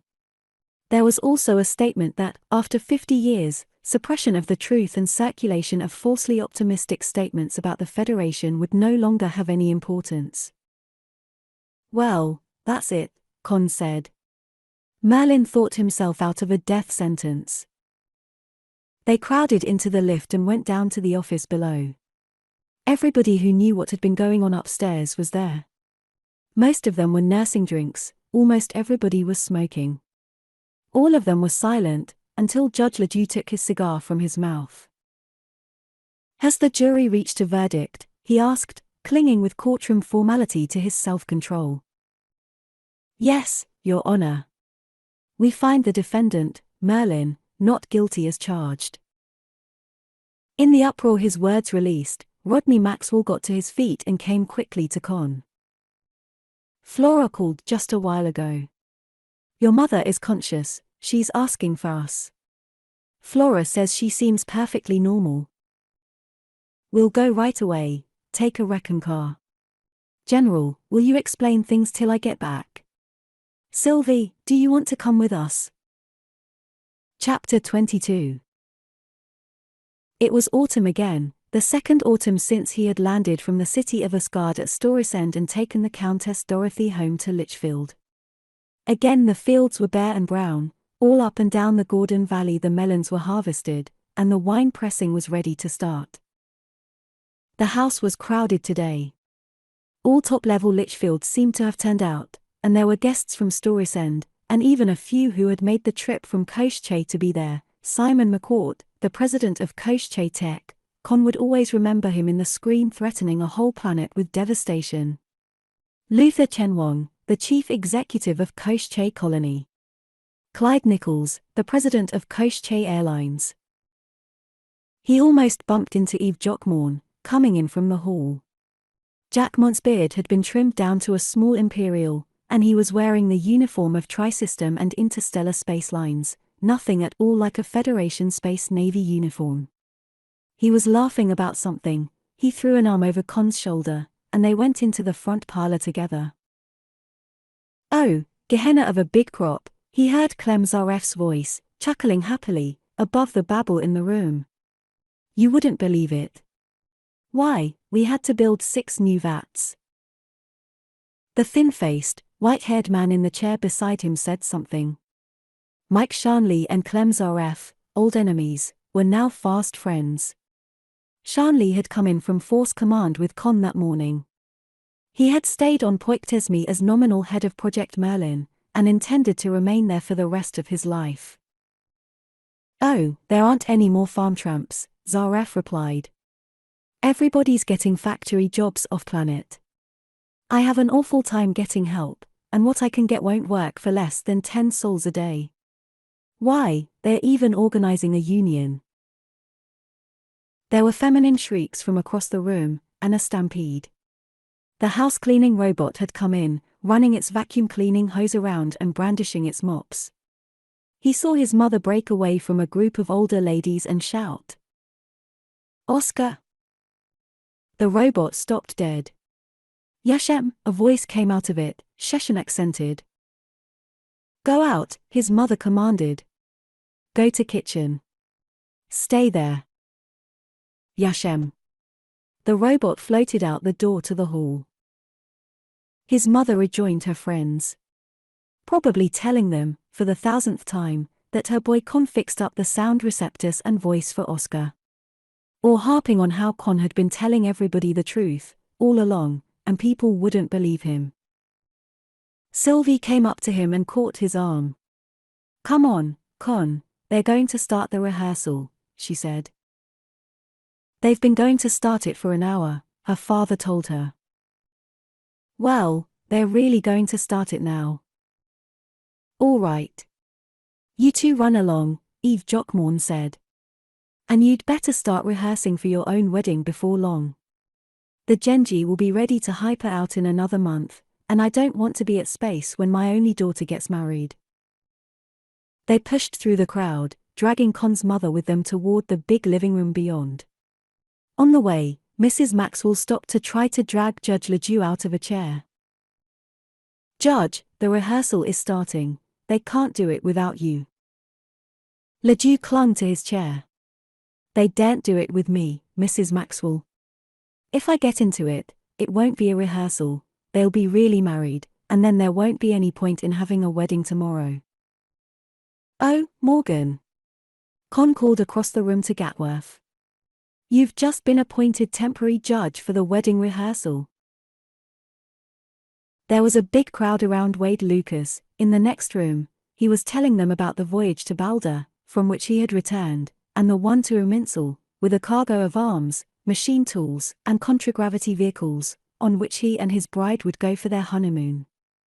There was another crowd around Flora. She was telling them about the new fashions on Balder, which had been brought back on the Ouroboros too. "Where's your father?" his mother was asking him. "He has to rehearse giving the bride away." "Probably in his office." "I'll go get him." "You'll get into an argument with somebody and forget to come back," his mother said. "Sylvie, you go with him, and bring both of them back." "When'll we have our wedding, Sylvie?" he asked as they went off together. "Well, before Dad goes to Aditya with the Genji. That'll have to be in a month." 2 weeks. That ought to be plenty of time to get ready, and let people recover from this one. "Everybody's here now. Let's make it a double wedding tomorrow," she suggested. He hadn't been prepared for that. "Well, I hadn't expected." "Sure. Good idea," he agreed. There was a crowd in Rodney Maxwell's little office, Fawsey and some others, and some Storesend people. One of the latter was vociferating. "Jake Vickhoven's no good, and he never was any good." "Well, you have to admit, if he hadn't ordered the banks and the stock exchange closed that time, we'd have had a horrible panic." "Admit nothing of the kind. Jethro, you were there, you'll bear me out. About a dozen of us were at Executive Palace for hours, bullying him into that. Why, we almost had to twist one of his arms while he was signing the order with the other. And now he has the gall to run for re-election on the strength of his heroic actions at the time of the Travis hoax." "I know who we want for president," another Storesend man exclaimed. "He's right here in this room." "Yes!" Rodney Maxwell almost bellowed, before the other man could say anything else. "Here he is." He grabbed Kurt Fawsey by the arm and yanked him to his feet. "Here's the man most responsible for finding Merlin, the man who first suggested sending my son Conn to Terra to school, the man who, more than anyone else, devoted his life to the search for Merlin, the man whose inextinguishable faith and indomitable courage kept that search alive through its darkest hours. Everybody, get a drink, a toast to our next president, Kurt Fawsey." Conn was sure he heard his father add, "Goo, what a narrow escape." Then he and Sylvie began chanting, in unison, "We want Fawsey. We want Fawsey." The end.